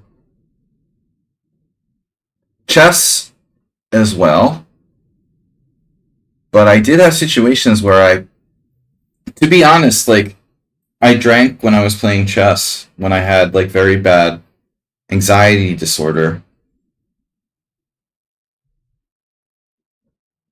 It's hard to control alcohol use or any drug use. I will say that in some cases there could be some benefits, but obviously, you know, it has to be. It's just debatable, first of all. But I think if you suffer from something like anxiety disorder, okay, alcohol is like a way of self medicating, so it can actually improve your results. Say you have treated anxiety disorder, for example, you're definitely going to play better when you're drinking a little bit than if you're not. You know what I mean? It's like having disease and not having any treatment for it, and it's better, you know. Right, exactly. The same thing with poker. But the problem with alcohol is that it's very addictive. Well, most drugs are, right? You can't, if you start, you feel good, you don't want to stop. I only drink when I'm playing poker socially, um, with my friends, you know, and it's kind of like poker game slash social gathering. Um, and even there, like, if you're playing for money, which you are, I mean, you gotta be, yeah. I mean, I actually, on many occasions, was drinking some beer during serious chess games, like GM tournaments. But again, I was self medicating. But I think it does the same thing. It helps you. It can help you to kind of relax. I had another thing, um, with wine, and it's. I was noticing this the other night, but wine has a different effect on me than other kinds of alcohol, and I'm not an expert in drug effects and stuff, but I don't fully understand it exactly how this works. But it feels that wine has a totally slightly different effect than beer or hard liquor on you. I find that wine, if I'm drinking wine, it makes me a little bit more like inspired and happy, whereas hard liquor and beer tends to really depress you. And I don't know if anyone else has noticed this. I have heard other people talk about it, and I don't know what the chemical like reason for that, but I do believe it's true. And finally, if you drink tequila, you really good tequilas are said to have some sort of hallucinogenic element. We'll have to ask Nedog about that. Alcohol is much worse than other drugs. Yeah, it does a lot of damage. Well, all drugs can be damaging, but all right. No, but I heard and once had a kind of hallucinogenic experience drinking tequila.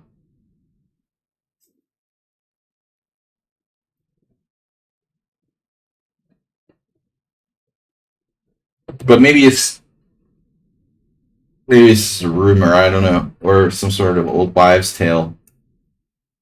Mexican grandmoms tell their kids.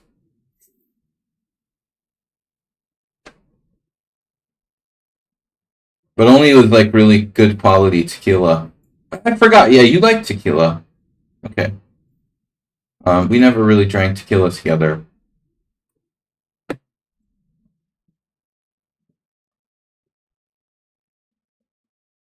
But really, one of the only hallucinogenic experiences I had from alcohol was drinking tequila. And like a nerd, I was analyzing chess at the time. It made me have this really weird kind of deep insight. But different than like a little different than if you were like smoking weed or something. I'm not talking about like you think you're having some kind of deep thoughts, but it's just like the weed making you. No, it was real. It was kind of real, like um, a real sort of deeper um, sight. It's like somehow I was able to see more deeply into the game than I normally would, or just cut through the bullshit,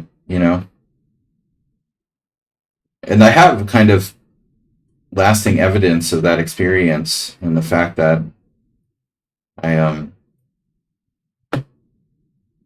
I have a concrete reference from that time, something that I remember that I can attest um, to point and say, hey, this experience made me see this, and this is not just made up, you know. I never experimented like hallucinogenic drugs, like Timothy Leary or something. All right, last game, guys. I got to play Morales. Um, Chess and LSD. The chess LSD tour. Okay, so E4. Um, we're not playing the Kraken in Krakow, but we're bringing the Kraken. Dude, I know a lot of people who smoke weed when they're playing poker.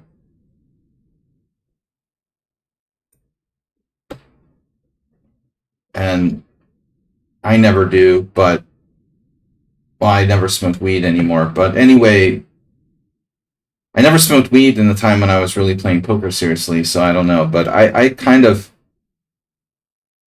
I see a lot of people doing it, and it doesn't necessarily seem to have a negative effect. Um, but it might make them like, yeah, it might make them too chill. Sometimes they sort of like they just start, yeah, getting too chill, too relaxed, like just not doing anything.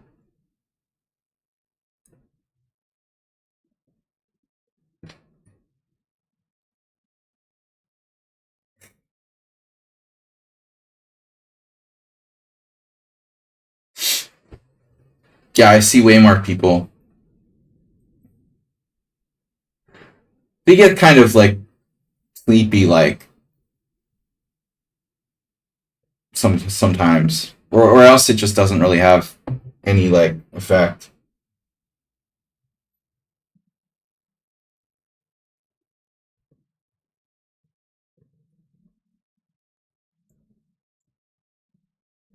I'm pretty sensitive, so I wouldn't want to be smoking weed. Weed had a really bad effect on my chest. I've played twice. I think I played like 2 or 3 games while I was smoking weed or after smoking weed, and this was 25 years ago. Um, it did not have a good effect on me. it's fun for like blitz or something like that.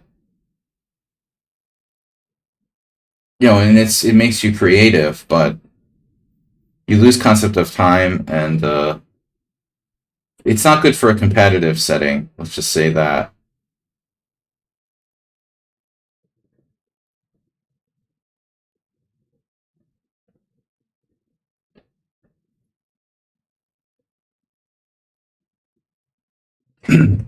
Interesting position. I haven't faced this in a while.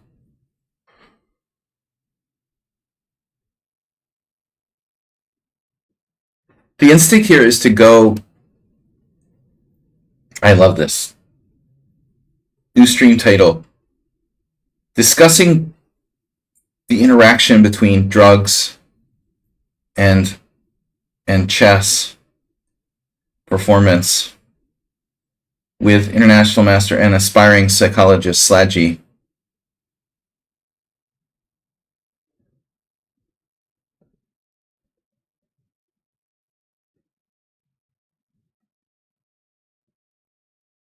Yeah, I mean, if you have serious problems with like tilting, you should probably see a psychiatrist and get treated, like, because you have like emotional imbalance or something in general. Very likely. Or else you're playing poker with money you can't afford to lose, and and therefore, you freak out when you lose because you can't afford to lose, but you can't play if you can't afford to lose. It's like not good. You shouldn't be playing if you can't afford to lose, by definition. Like right now, I'm like playing short stacked in a cash game because I don't have that much money, because I have to sell my apartment and I just don't have that much money. I can't afford to lose a lot of money, so I have to play like a prop player who's like short stacking in cash games, and it sort of sucks, but I can't really play. I just have to just exist, and I I had this really, really terrible hand that happened on Saturday. I was lucky though. We played for 15 hours straight, and right at the end of my session, I had the like bigger hand of the night that I had played. I'm not going to tell a long story now. I got to go, but the point is, I was like basically in deep shit, and my opponent kind of looked at me and asked me if I wanted to run it, how many times I wanted to run it. And he really wanted to run it once, but he didn't know like where I was. He could have been behind. He wasn't sure. And I figured I was definitely behind, most likely. So I said, okay, you want to run it 3 times. And so, judging by my response, he was now more confident that he was probably not behind. And so he goes, of course, like, oh no, let's run it twice. Well, after we showed down our cards on the river, he was like, oh my God, I should have just run it once. Let's just put it that way. So it was like, yeah,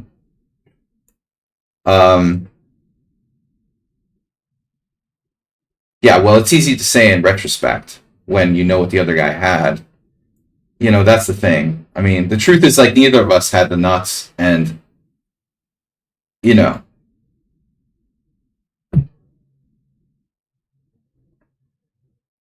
I should have picked to run it twice too.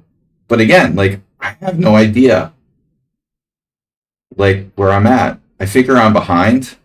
The guy put in a huge all-in re-raise into 2 other players, but I was pot committed. So I had no choice. But you figure you're behind if you don't have close to the nuts. But anyway, it was a no brainer, so I had no choice, and it was really lucky because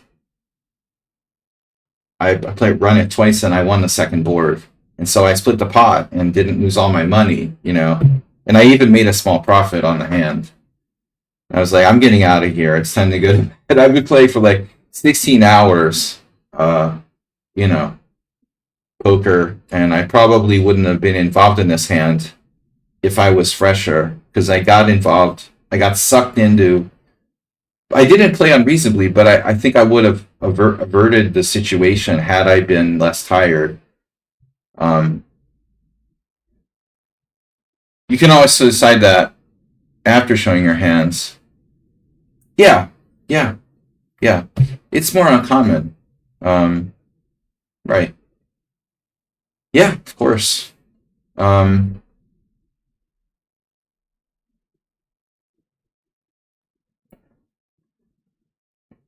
I got pushed in the situation because I was relatively short stacked, you know, um, because I'm playing without a lot of money, and you have less you have less flexibility. Um, Morales,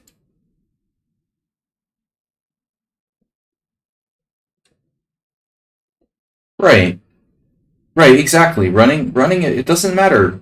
All you're doing is lowering variance. Of course, if you have no money, that helps. That's the point. I mean, I have no money. I don't want to increase my variance. I want to decrease my variance. So for me, it's like running it more than once or running it three times is fine. Even if I'm ahead, I don't mind running it three times.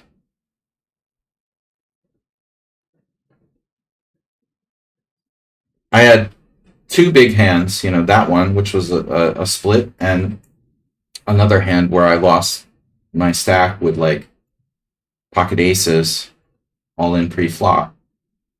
And that was it. I just played like 16 hours, like a nit, pretty tight. Um, but I enjoy it. I really enjoy it. Even if I'm not playing with a lot of money. I love poker. I love playing tournament poker, but I just can't play online, and I don't want to play online, and I don't have the money to play seriously live poker tournaments. So I'm basically stuck playing cash games, live. But it's fine. I enjoy it. I enjoy it. I enjoy the sport of it and the social aspect.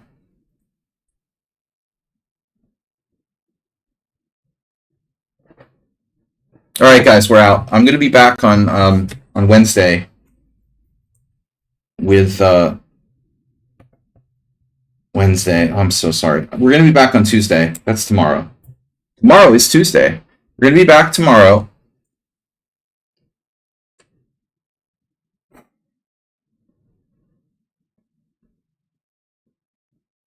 I'll be back. Does Bishop does Bishop E4 check have a point here?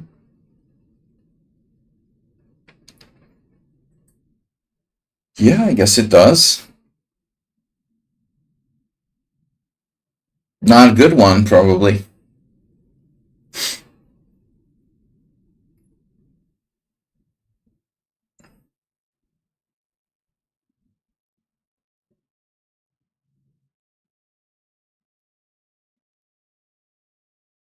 Yeah, no, I mean, I saw this happen like a year ago.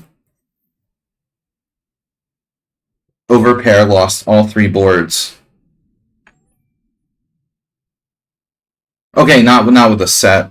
It was just overpair versus underpair. It was like kings against nines, and the guy lost all three boards. He was like hysterical, and already the guy was hysterical. Even without without playing. Yeah, like a guy with no money who's playing, trying to play low variance, and he loses all three boards with the overpair.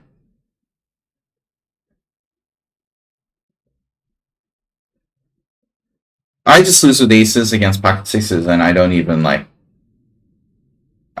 flinch. I mean, I'm just so used to it. It's like that's just. I'm not gonna rage because I lost with, you know. Okay, a lot of immature, inexperienced people are like crying because they lost. I don't even think about it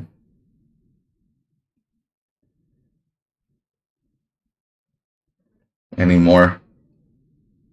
They're playing years on Poker Stars. Losing with pocket aces is like standard. But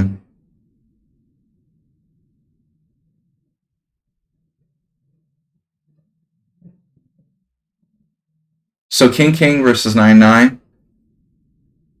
Right, exactly. When you run every board, right, the less such chances. Exactly.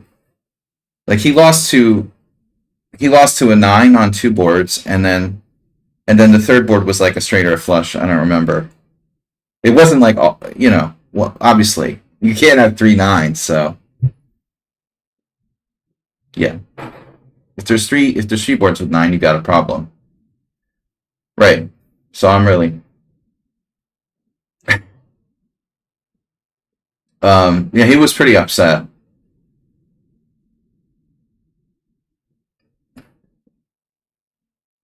It happens. My aces got cracked by a, four flush on the board, so that's that's standard. It always hurts more when it's the river that does you in, though, isn't it? Like I'd rather just like see the 6 on the flop and just have it done, like just know right away that I'm losing. That's the worst though, when you're like ahead until the river and you lose. Like why do you have to like, you know, string me out like that? Just crush my hopes immediately.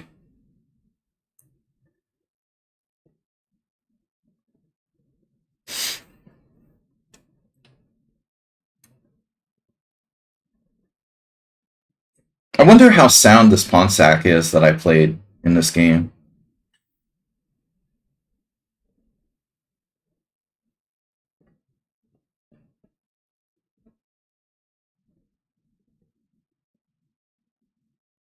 Yeah, probability very low. I think I've seen it happen.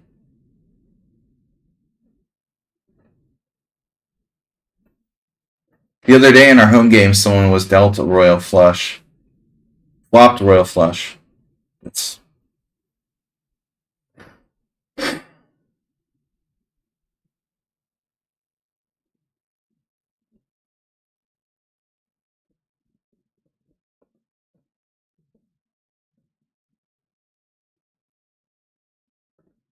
I think I only like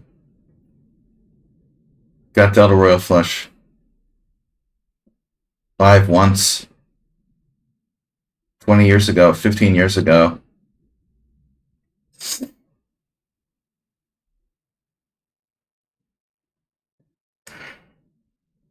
I guess I should have taken that pawn, huh?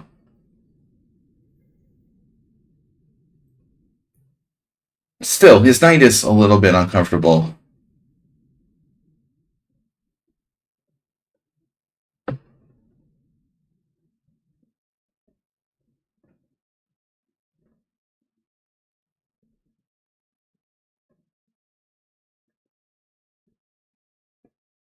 Yeah, we had a hand on Saturday where it was funny because the dealer made a mistake and had to reshuffle the cards in the middle of the hand, and the same card came down. There were like, I don't know, 20, 30 cards being reshuffled. It's like, what are the chances? The same card comes down again. Well, it's obvious what the chances are. It's like one in however many cards there are there. Very simple. It's a 30-1 or whatever. Even Mr. Coffee could figure that out. Damn, Morales just turns on the afterburners and he's fast. Damn, guys, it's already 3:15. I can't believe it. This is my longest Monday stream ever.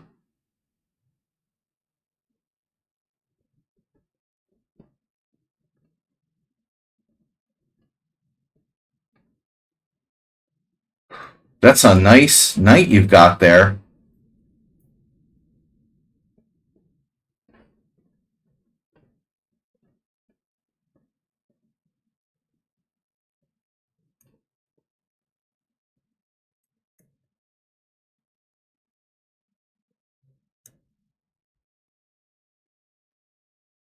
Rook e7.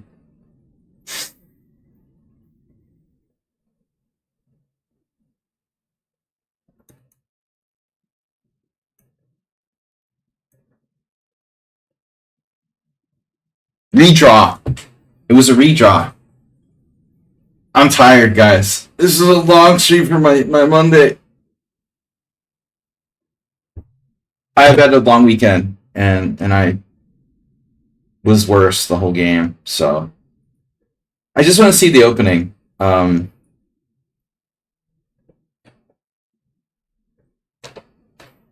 got me in sleep mode.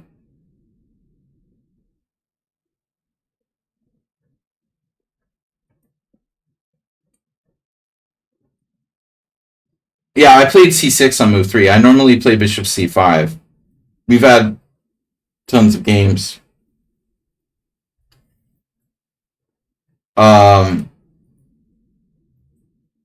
This variation doesn't have a good rep. It still feels like it should be okay for black.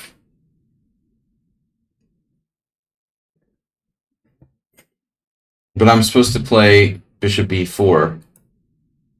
No, it's funny though. Look at that. Look at that. Look at that.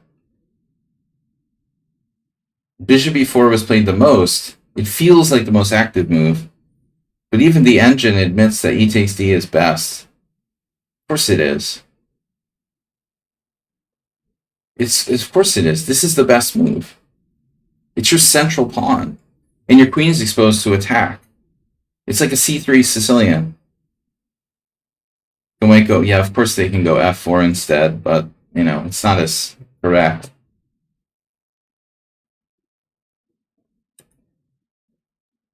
Someone here played b5. Okay, whatever. Next. I seriously thought about queen b6. I mean, I must have looked at this before. What's that? Witkevich versus blank? Why is that, like, cut off? So, queen b6 looks like, again, very c3 Sicilian-ish. I've seen Michel Godina do this in the c3 Sicilian positions, and that's probably a move, right? Like, that's the first thing I thought of. Might be best for black to play queen b6. But my move is dubious. Very dubious. Wow. Yeah, I'm not playing b5, and d6 is too passive, so what else can I do? Bishop e7. And bishop e7 has never been played. Well, I mean, people must be afraid of d5. I mean, e5, right? So here's the point. There's a trick. So if d5, pawn takes f6, you have bishop takes f6, and if queen e3 check, wow, and you've got d4 coming. So see, this is what everybody missed. e5 is not a threat. So after bishop e7, your best move is like knight f3. And now I can castle, and it's basically like a Philidor, isn't it? It's a Philidor, though, where I could possibly play d5.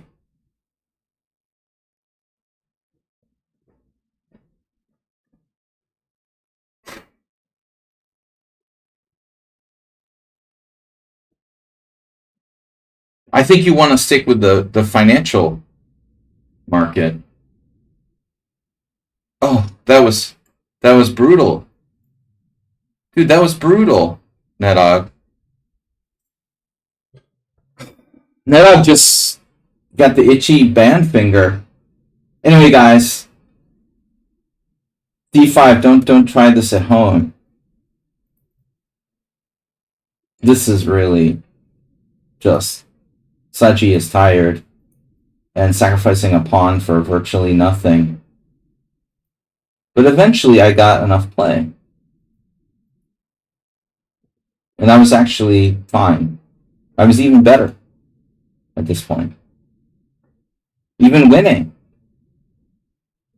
But I completely spaced on 94. I didn't see this thread at all. I saw knight b4. That's what I played, right? Yeah, I missed 94.